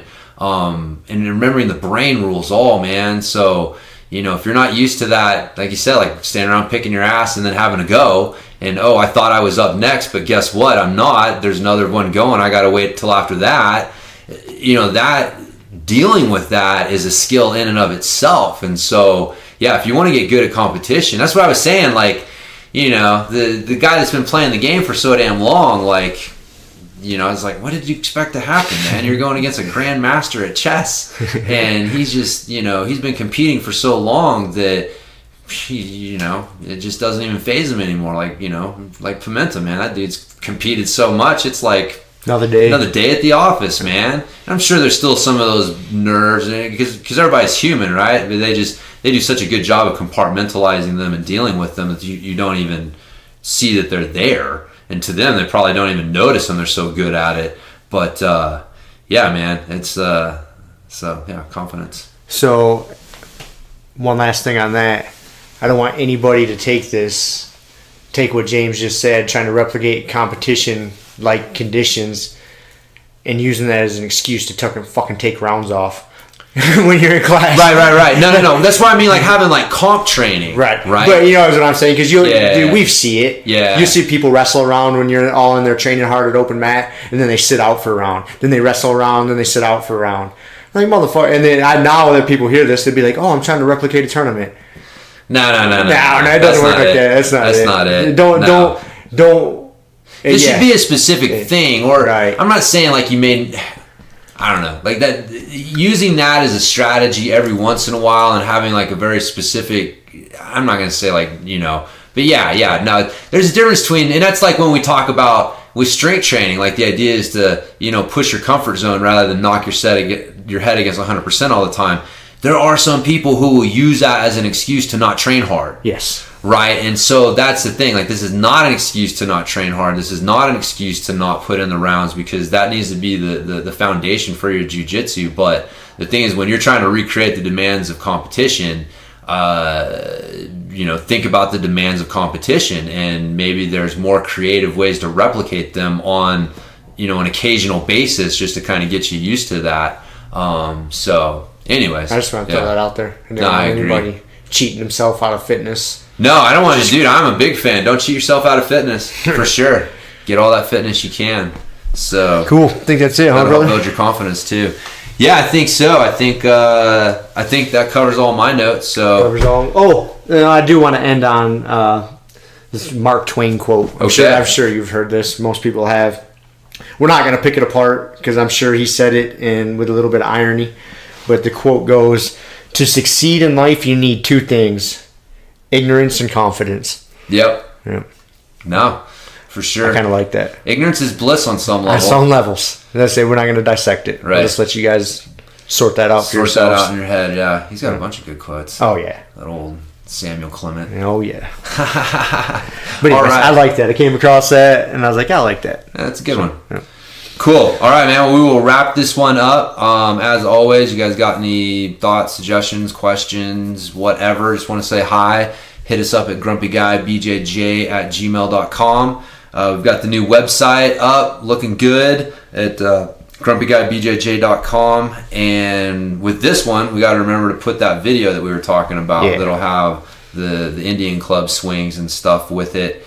And so, yeah, you can find us on Podbean and iTunes. Please leave a rating and review there. It really helps us out, and we appreciate it very much. And, yeah, I guess, when you're at our website, you can sign up for podcast updates and get our free BJJ Improvement Starter Kit with a workout and mobility routine and a couple workshops that we've done. So some good info to help you on your BJJ journey. So I think that's about it, man. I think that's it. Cool. All right. Well, we will talk to you guys next time. Peace. See ya.